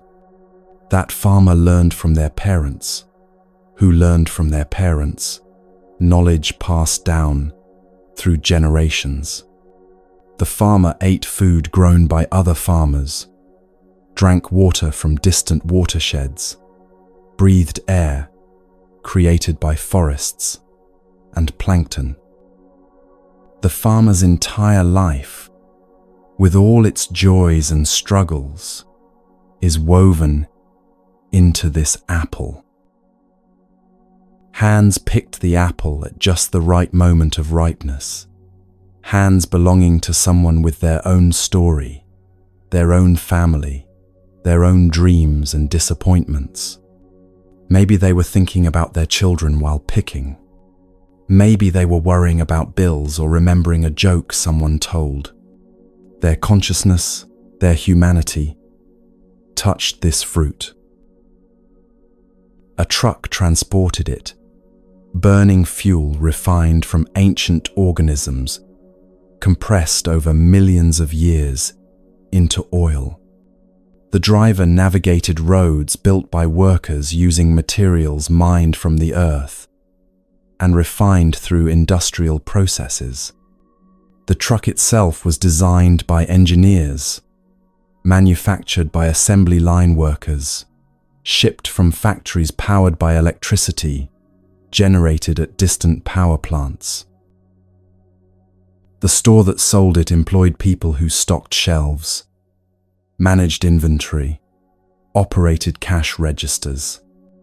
You bought it with money earned through your own labor, work made possible by education you received from teachers who devoted their lives to passing on knowledge they received from their teachers, back through an unbroken chain of human learning stretching to the first person who ever taught anything to anyone.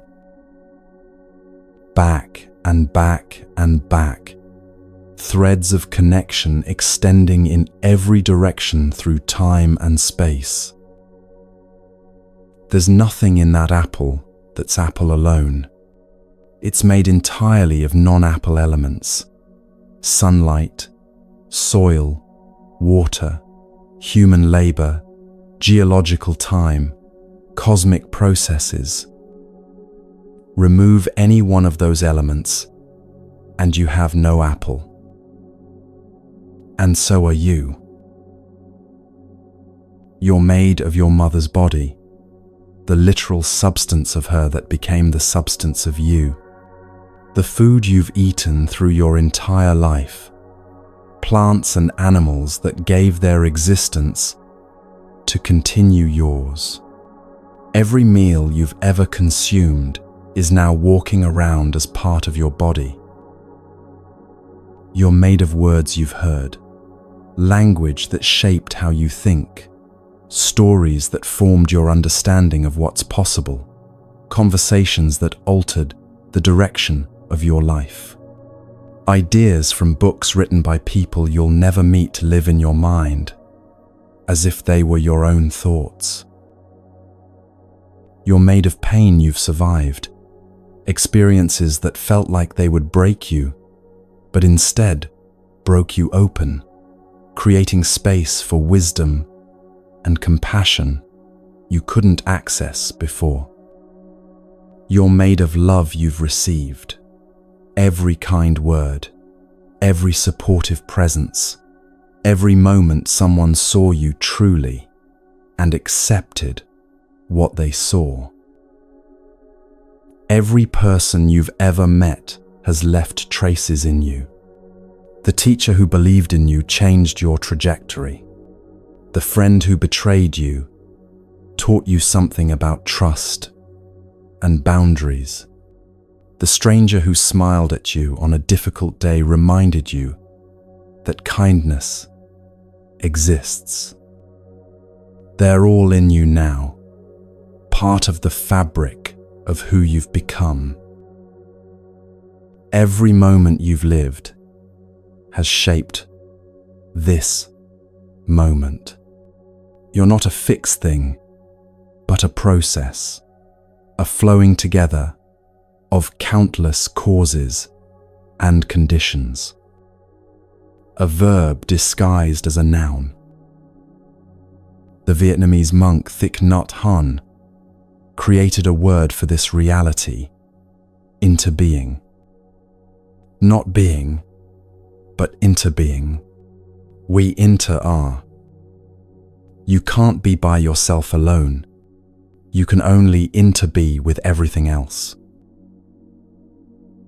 Why does this matter so profoundly? For gratitude, first of all, When you see how nothing is truly yours in the sense of being independent and self-created, gratitude becomes a natural response to existence itself. The meal you eat represents infinite generosity, not just the obvious generosity of whoever prepared it or paid for it, but the generosity of soil and sun and rain, of farmers and truckers and grocery workers, of plants giving themselves to become your nourishment. You're receiving constantly, every moment, from the entire universe. Nothing you have is really yours in the possessive sense. It's all borrowed, all gift, all temporary. Even your body is borrowed from the earth and will return to it. This recognition doesn't diminish life. It deepens appreciation for the miracle of having anything at all. For responsibility, this understanding transforms everything. Your actions ripple outward through the web of connection in ways you can't fully track.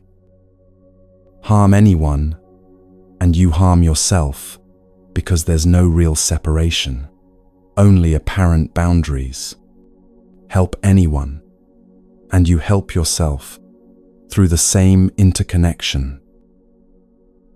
There is no way to throw things. Trash goes somewhere, affects something, enters the cycle. Carbon emissions warm the atmosphere that surrounds us all. Plastic in the ocean becomes plastic in fish, becomes plastic in your body. Every action has consequences that return, perhaps not directly, but inevitably through the interconnected web. For compassion, interbeing provides the deepest foundation possible. Their suffering is your suffering, not because you should care out of some moral obligation, but because at the deepest level, there's no actual separation between you and them. The boundaries we draw are conventions, useful for navigation, but not ultimately real. Like drawing a line in the ocean and saying this water is separate from that water. The line exists only in concept, not in the flowing reality of the sea. There's an old story about two wolves worth remembering here. A grandfather tells his grandson, "There are two wolves fighting inside me. One is anger, greed, resentment, lies, ego. The other is love, compassion, peace, truth, humility."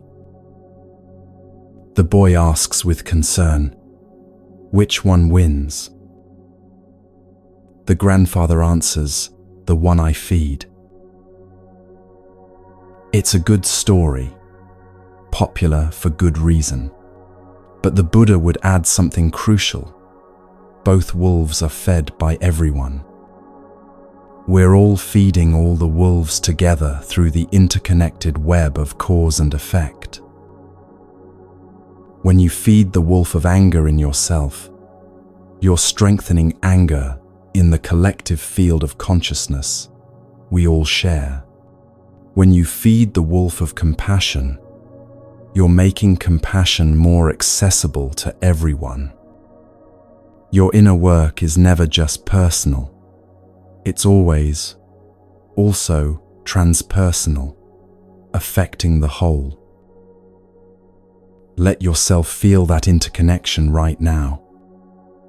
You're not alone. You've never been alone. Every breath you take connects you to trees and algae, producing oxygen. Every thought you think participates in the larger field of human consciousness. every action you take sends ripples through the whole. This isn't abstract philosophy. It's the most practical truth there is. And if everything's connected, if nothing stands alone, if we're all woven together in this vast web of mutual dependence, what happens when the thread breaks? What about death? This is where the Buddha's teaching becomes truly radical, truly liberating. We spend our whole lives pretending death isn't real. And that's exactly why we suffer. The modern world hides death with remarkable efficiency. People die in hospitals behind closed doors, tended by professionals, removed from the everyday flow of life. We use euphemisms: passed away, lost someone, no longer with us. Passed away to where? Lost how, if you know exactly where the body is? These phrases shield us from the direct confrontation with death's reality. We'll speak about anything except the one absolute certainty awaiting every single one of us. We'll obsess over minor uncertainties. What if it rains? What if they don't like me? What if the economy crashes? While ignoring the massive certainty we know is coming. The Buddha took the opposite approach. He told his monks to meditate on death daily, not to be morbid or depressed or nihilistic, to wake up. Try this meditation with me right now. Just as a thought experiment, nothing heavy or frightening. Imagine you have 1 week left to live, 7 days. Not from illness or anything painful, just an arbitrary endpoint to this particular life. What changes? Do you care what strangers think of you? Does their judgment carry any weight at all when you have only 7 days? Do you spend 3 hours scrolling through social media? Does the manufactured drama of online life seem important? Do you hold on to grudges? Does being right in that old argument matter when time is that short? Do you hesitate to say I love you to the people who matter? Do you keep waiting for the right moment? Notice what becomes clear with that short timeline. Notice what falls away as obviously unimportant, and what stands out as genuinely meaningful. That clarity, that's what death gives us when we face it honestly instead of avoiding it. We don't have to wait until we're actually dying to live with that clarity. We can live now as if this moment matters profoundly, because it does. We can prioritize now what we'd prioritize with a week left, because the truth is we might have only a week left, and we just don't know it. Impermanence isn't just about death at the end of life. It's everywhere, all the time, in every moment. Seasons change in their eternal cycle, spring's explosion of life, giving way to summer's fullness, giving way to autumn's release, giving way to winter's rest. Your face in the mirror ages gradually but relentlessly, tiny changes accumulating into the unmistakable passage of time. Children grow from helpless infants to independent adults in what feels like a blink, each stage passing before you fully grasped it. Flowers bloom in glory and fade in days, sometimes hours. That bloom you loved this morning has dropped its petals by evening. every breath you take can't be held. Try it, and you'll either exhale or pass out. Even breath itself demonstrates impermanence, this constant flow of taking in and letting go. Watch an autumn leaf fall when you get the chance. Really watch it. It doesn't resist the separation from the branch. It doesn't cling screaming, "But I'm not ready." It simply releases and falls, spiraling gracefully down, landing softly on the earth. There it decomposes, becomes soil, feeds next spring's growth. The cycle continues. Nothing truly lost, just transformed. That's the natural way of things. We're the only creatures who resist it, who think we should be the exception to this universal pattern. Buddhism teaches that what happens after death depends on karma, on the patterns of consciousness we've cultivated during life. Maybe there's literal rebirth into a new body. The tradition certainly teaches that. But whether or not that's literally true, something else is definitely verifiably true. Dying happens every moment. Every exhale is a small death, a letting go, a release, an ending. Every inhale is rebirth, a taking in, a renewal, a beginning. You're not the same person you were yesterday. That person died when you went to sleep. This person was born when you woke. The cells are different. The thoughts are different. The precise configuration of who you are has shifted. Death isn't just this one big event at the end. It's happening constantly, every moment, as one configuration gives way to the next. You're dying and being reborn continuously. When you truly understand this, the final death becomes less frightening. It's just one more instance of what's been happening all along. Traditional Buddhism speaks of the bardo, the in-between state, after death, but before the next birth. The texts describe it as a period where the mind experiences vivid visions, projections of its own consciousness. Those with wisdom recognize these appearances as empty, as projections, and aren't caught by them. Those with strong attachments and aversions get pulled by their reactions, drawn toward the next birth. But here's the teaching that matters most practically. You die as you lived. If you lived with fear dominating your days, you'll face death with fear. If you lived grasping desperately at control, you'll grasp desperately in those final moments. If you learn to let go in small ways throughout your life, letting go of anger when it arises, letting go of how things should be, letting go of grudges and resentments, then death is just one more letting go.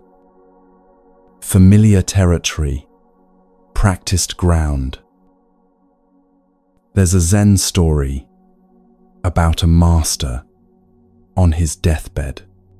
His students gathered around weeping, devastated at losing their teacher. The master looked at them and laughed, not cruelly, but with genuine amusement and lightness. "What's all the fuss about?" he asked. "I've been practicing this moment my whole life." Every time you practice presence, you're preparing for death. Every time you release an emotion without getting hooked by it, you're learning how to let go of the biggest thing. Every time you accept change instead of resisting it, you're making friends with impermanence. Every time you stop clinging to how things should be and accept how things are, you're practicing for the ultimate letting go. You're learning to be free from the fear that makes life small and anxious. The Buddha said something that hits differently depending on when you hear it. The trouble is, you think you have time. Let that land fully. Let it penetrate your habitual assumptions about having tomorrow. You might have time, you might have decades, or you might not. None of us actually knows. The assumption of time is just that, an assumption, not a guarantee. Death isn't the enemy here. Forgetting we'll die is the enemy. Because when you remember, truly remember, not just intellectually, but in your bones, everything changes. Life becomes precious instead of taken for granted. This moment becomes everything instead of just a stepping stone to some future moment that will finally be the right one. People become treasured instead of obstacles or tools. Petty concerns reveal themselves as petty. What truly matters stands out in sharp relief. This isn't morbid. It's the most life-affirming practice there is. And when you see death clearly, when you see that everything passes, including this temporary configuration you call yourself, something profound shifts in your priorities. You stop living exclusively for yourself alone. You start to see a bigger purpose, a larger frame for existence. The Buddha had a word for people who wake up this way: bodhisattva. What if you woke up tomorrow and decided, I won't be fully free until everyone is free? What if your liberation became inseparable from the liberation of all beings? That's the bodhisattva path, and it's not as impossible or as saintly as it sounds. A bodhisattva is someone who sees the exit from suffering but turns back. They understand the door, know how to walk through it, but they pause and think, I'm not leaving until everyone can come with me. This isn't martyrdom or self-sacrifice in the painful sense. It's recognition. When you truly understand into being, when you see that separation is illusion, it becomes obvious that no one is truly free, while others suffer. Your peace is incomplete, while your neighbor is drowning in despair. Your joy is provisional, while children go hungry. Your enlightenment is partial, while others remain in darkness. Not because you should feel guilty about your own well-being, but because, at the deepest level, there's no your well-being separate from their well-being. The Bodhisattva takes 4 great vows that sound utterly impossible. Beings are numberless. I vow to free them all. Delusions are endless. I vow to cut through them. Teachings are infinite. I vow to learn them. The Buddha's way is unsurpassable. I vow to embody it. Of course, it's impossible. That's precisely the point. It's not about achieving success and checking these items off a cosmic to-do list. It's about direction, about orienting your entire life toward the welfare of all beings. Every single act of kindness is freeing all beings, because we're all connected. When you help one person find peace, you've added peace to the collective consciousness we all share. When you embody compassion in one moment, you've made compassion more available everywhere. The work is never wasted, never futile, even when results aren't visible.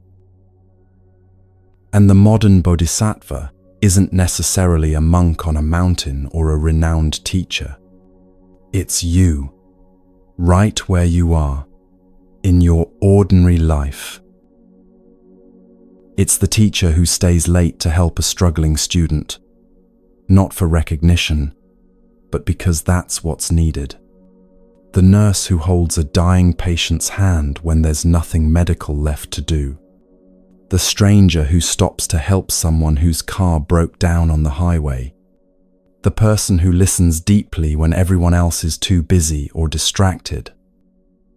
The friend who shows up again and again, even when it's inconvenient. Small acts done with full presence and genuine care. That's the bodhisattva path in action. There's a beautiful paradox at the heart of this practice. When you stop trying to save yourself and focus instead on serving others, you save yourself. When you release your fixation on your own enlightenment and work toward others' freedom, you become free. It works because self-concern is the root of suffering. The constant monitoring of, am I okay? Do I have enough? Am I safe? Do people like me? That vigilant self-referencing creates the prison. When you shift attention away from yourself and toward how you can help, that prison dissolves not through effort, but through redirection. I'll tell you a story about a bodhisattva in a grocery store. Nothing dramatic, nothing that would make the news. She was standing in line waiting to check out. The person ahead of her was counting out coins, clearly short of what they needed, embarrassed and stressed. The cashier was getting impatient. People behind were sighing. She simply handed the cashier a few dollars to cover the difference. No big deal from her perspective. Just what was needed in that moment. But for that person, they were having the worst day of their month. Lost their job, worried about rent, feeling like the universe was hostile. That small gesture changed something fundamental. Reminded them that humans can be kind, that strangers sometimes help for no reason, that goodness exists in the world. They went home in a completely different state. Instead of collapsing in despair, they felt enough hope to call their sister they'd been fighting with for months. They reconciled. The sister, relieved and happy, had energy that evening to help her elderly neighbor who'd been struggling. The neighbor mentioned it to someone else who felt inspired. Ripples spreading outward from one small choice, one moment of responding to what was needed without thinking about personal gain. That's how it works. Not through grand gestures that get recorded and celebrated, though those have their place. Through daily choices, moment by moment decisions about whether to reduce suffering or add to it. That's the only question that matters. Will this action decrease suffering or increase it? The Buddha understood this perfectly. Thousands of candles can be lighted from a single candle, and the life of the candle will not be shortened. Happiness never decreases by being shared. Feel the truth of that. Your light doesn't diminish by lighting another candle. Your peace doesn't decrease by helping someone find peace. Your freedom expands when you work toward others' freedom. This is the mathematics of consciousness. It multiplies through sharing rather than dividing. And at the heart of this vow, at the center of living for others, at the core of the Bodhisattva path, is one final practice. The hardest one and the most freeing one. Learning to open your hands and let go of everything you've been clutching. That's where freedom truly lives.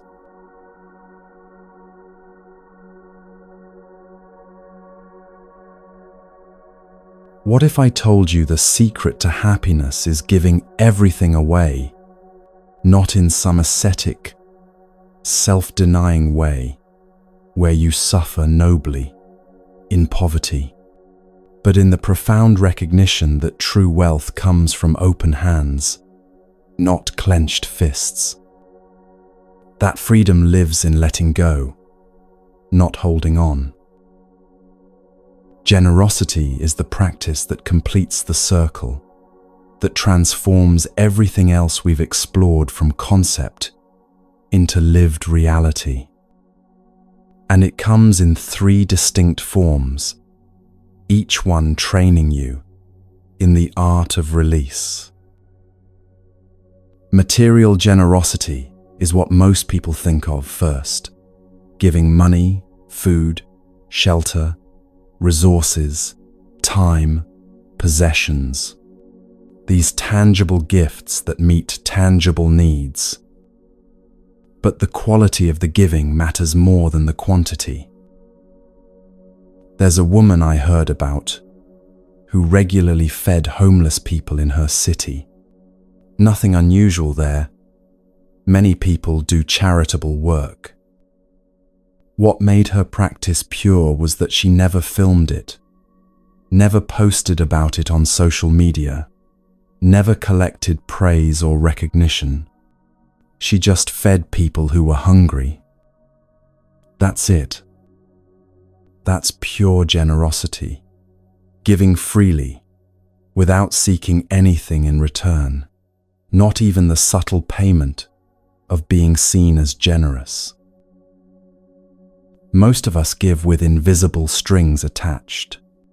We donate and want acknowledgement.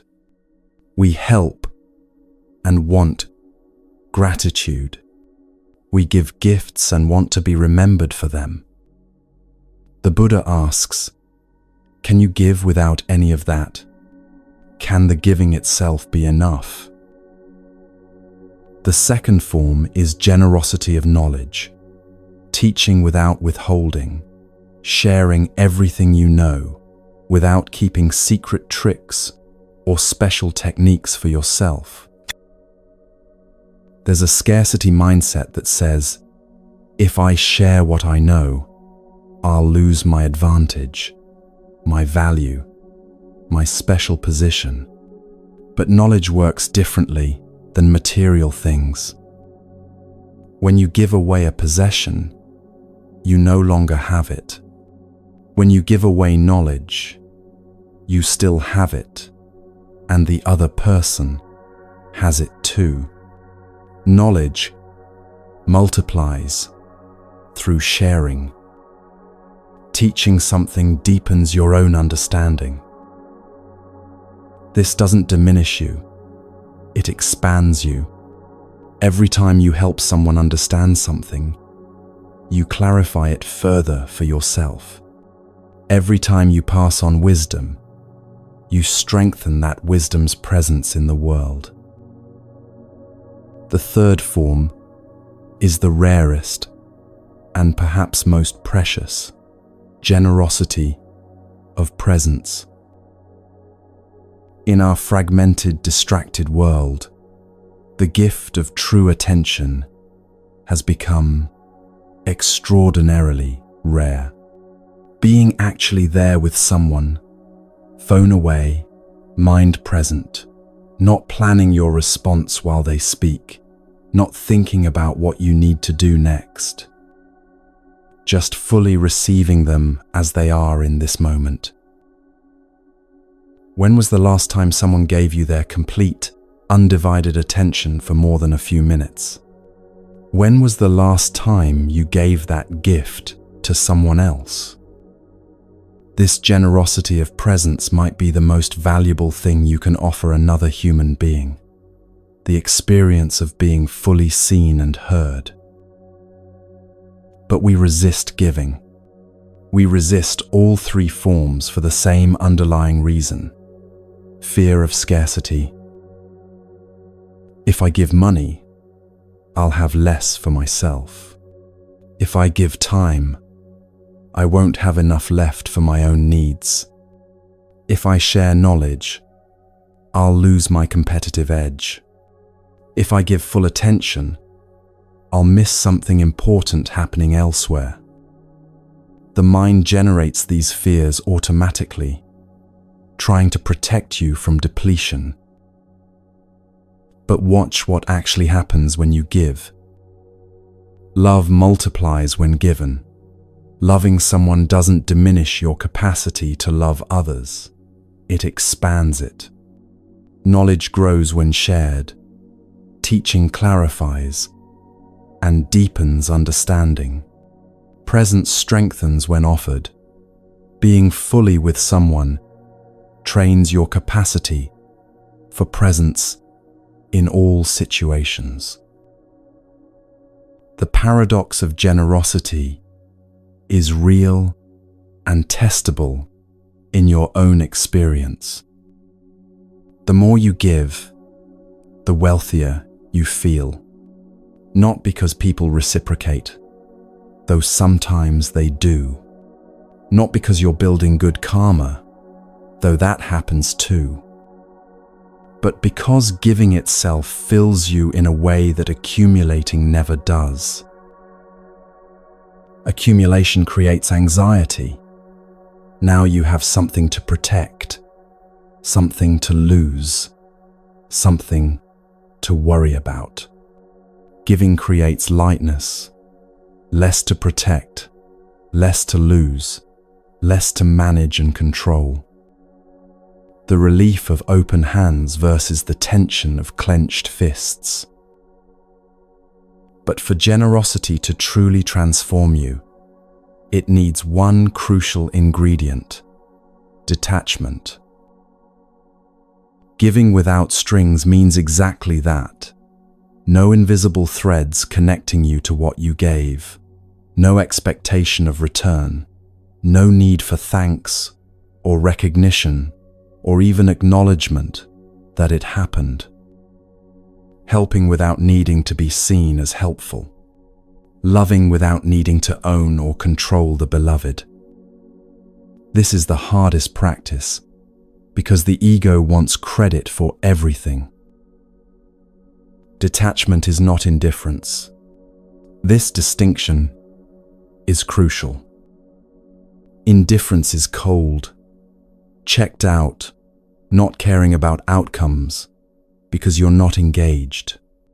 Detachment is warm, fully engaged, caring deeply while simultaneously releasing attachment to specific outcomes. It's like building a sandcastle on the beach.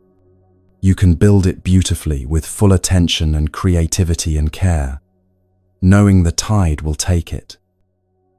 You enjoy the building. You appreciate the temporary creation. And when the waves come, you let it go without suffering because you understood from the start that this was temporary. That's detachment with care. So how do you practice this? How does this become real in your daily life, rather than just inspiring ideas? Give something today, anything at all. It doesn't have to be money or possessions. Could be a genuine smile to someone who looks tired. Could be your parking spot to the person circling desperately. Could be letting someone else be right in a conversation where being right doesn't actually matter. Just practice opening your hand in some way, however small. Notice where you grip tightly. Where in your life do you clench, hold on, refuse to release? What are you afraid to lose? That fear points to your edge, to the place where your specific work with letting go needs to happen. That's where freedom is waiting for you specifically. Not freedom in general, but your freedom. Let go of one thing today. Maybe it's a physical object you've been keeping out of some vague sense that you might need it someday. Maybe it's an old grudge you've been carrying, replaying the injustice, rehearsing what you should have said. Maybe it's a belief about yourself that no longer serves you. I'm not the kind of person who does that. I've always been this way. Release one thing and feel the lightness that arrives. The liberation comes gradually through practice. When you have nothing to protect, you're fearless. Not because you're brave, but because there's nothing to be afraid of losing. When you have nothing to lose, you're free. Not because you've lost everything, but because you've stopped gripping, stopped clutching, stopped trying to freeze change in its tracks. The Buddha's final teaching, spoken on his deathbed to his grieving students, captures this perfectly. All conditioned things are impermanent. Work out your own salvation with diligence. He didn't say, follow me, continue my lineage, preserve my exact words. He said, walk your own path, do your own work, find your own way through, and let go of everything, even these teachings themselves, if they become obstacles rather than liberators. Nothing to hold on to, nothing solid to stand on except this present moment. That's not terrifying. That's freedom itself. Rest here for a moment.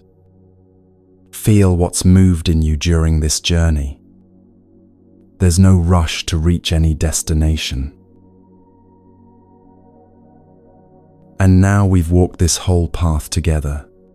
From the first question at the very beginning, why does my mind feel like a storm? To this moment of understanding, of coming home. Let me bring us full circle. Remember at the beginning, the storm in your mind, the restlessness, the seeking, the sense that peace was always one step away.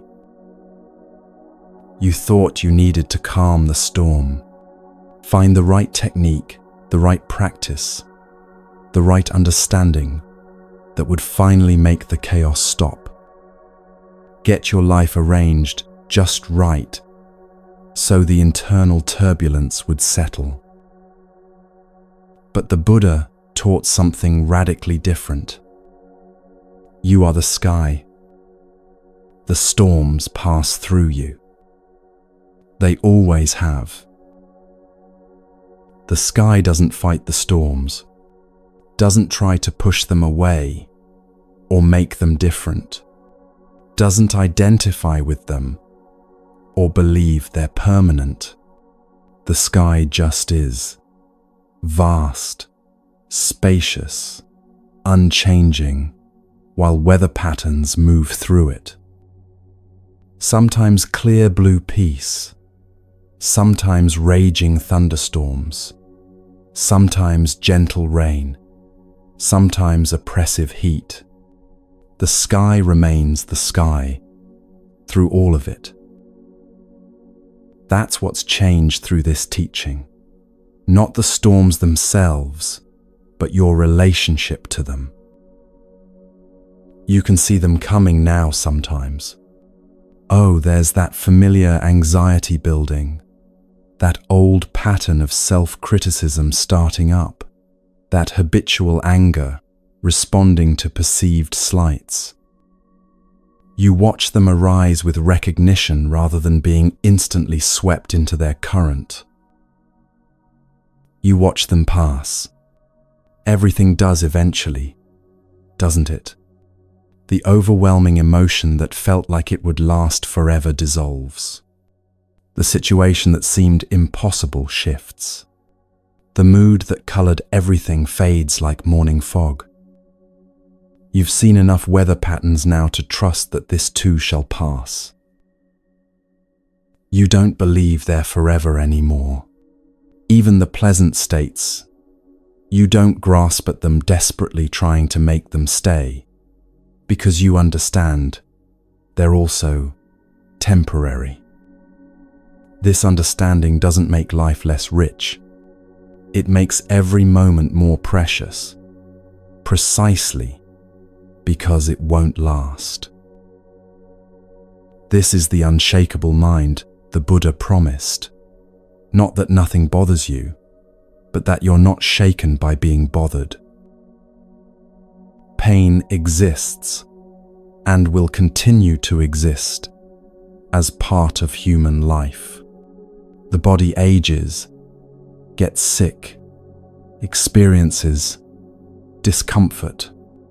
Loss happens, people die, relationships end, circumstances change. But suffering, the mental story about pain, the resistance to what is, the belief that this shouldn't be happening, that becomes optional when you stop fighting reality. Grief comes when someone you love dies. And of course it does. But you don't resist the grief. Don't tell yourself you shouldn't feel this way. Don't judge yourself for taking time to heal. You let grief move through you like weather through sky, trusting that it serves a purpose, honors what was lost, and will eventually transform. Joy comes when something delightful happens, and you welcome it fully. But you don't cling to it desperately. Don't try to freeze this moment forever. Don't panic when it starts to fade, as all moments do. You let joy dance through you and depart when it's ready, grateful for its visit, without demanding it stay. Everything we've talked about, karma and its ripples, presence in this moment, the eightfold path as practical guidance, compassion as seeing yourself in others, meditation as watching the mind, death as teacher, generosity as liberation. It's all one teaching, one truth seen from different angles, like walking around a diamond and seeing different facets catch the light. And that truth is simple, almost disappointingly so. You are already whole. You are already home. You just forgot for a while. This entire journey was just a reminder of what you've always known in your deepest being. This isn't about mastering anything. Mastery isn't the goal, couldn't be the goal, because that would just be another thing for the ego to grasp at and use to feel superior. This is about beginning, and then beginning again, and then beginning again. Every single day you wake up, you begin again. That's the practice. Infinite fresh starts, infinite opportunities to choose presence over distraction, kindness over harshness, opening over closing. Start small, impossibly small. One conscious breath, where you actually feel the air moving in and out. One kind word offered without calculation. One moment of letting go, when your hands want to clench. That's enough. That's everything. You'll forget these teachings. You'll get angry at stupid things. You'll be petty in arguments. You'll scroll mindlessly through your phone for an hour and wonder where the time went. You'll fall into old patterns that you thought you'd moved beyond. That's okay. That's what being human looks like. The difference now is that you'll notice. Maybe not immediately, maybe hours or days later, but eventually you'll catch yourself and recognize what happened. And noticing is awakening. That moment of recognition, oh, I was lost in thought. Oh, I was reacting from old conditioning. Oh, I forgot to be present. That moment is enlightenment happening right there. You don't need to be perfect. The Buddha himself said clearly, no one saves us but ourselves. No one can, and no one may. We ourselves must walk the path, not follow someone else's path, not wait for rescue from outside. Walk your own path with your own feet, through your own life. These teachings are just a map, and the map is not the territory. At some point you fold up the map and start walking, and your walking is what makes it real. If you're still here with me now, thank you. Thank you for walking this path together, for bringing your attention and your heart to these words, for being willing to look at difficult truths and beautiful possibilities. Drop a comment if you feel moved to tell me where you are in the world, what time it is, where you're listening. I love imagining this teaching spreading out across the planet like light spreading across water. Maybe someone in Tokyo is hearing these words as dawn breaks. Maybe someone in Brazil is winding down their day with this as companion. Maybe someone in London, Cairo, Sydney, Vancouver is right here with you right now, listening to the same words at the same moment. We're all here together in this vast web of connection. May you be at peace with what is. May you be free from the suffering created by resistance. May you know your own unshakable nature, that sky-like awareness that nothing can disturb because it contains everything. May all beings everywhere be free from suffering. Until we meet again, whether in another teaching or just in the shared space of consciousness that connects us all, rest well, dear friend. The path is always here when you're ready to walk it. It's been here for 25 centuries and will be here for 25 more. It's patient. It waits. And you are already walking it just by being alive, by breathing, by reading or hearing these words, by caring enough about your own freedom and the freedom of all beings to have stayed with this teaching from beginning to end. That's not a small thing. That's everything. Rest now.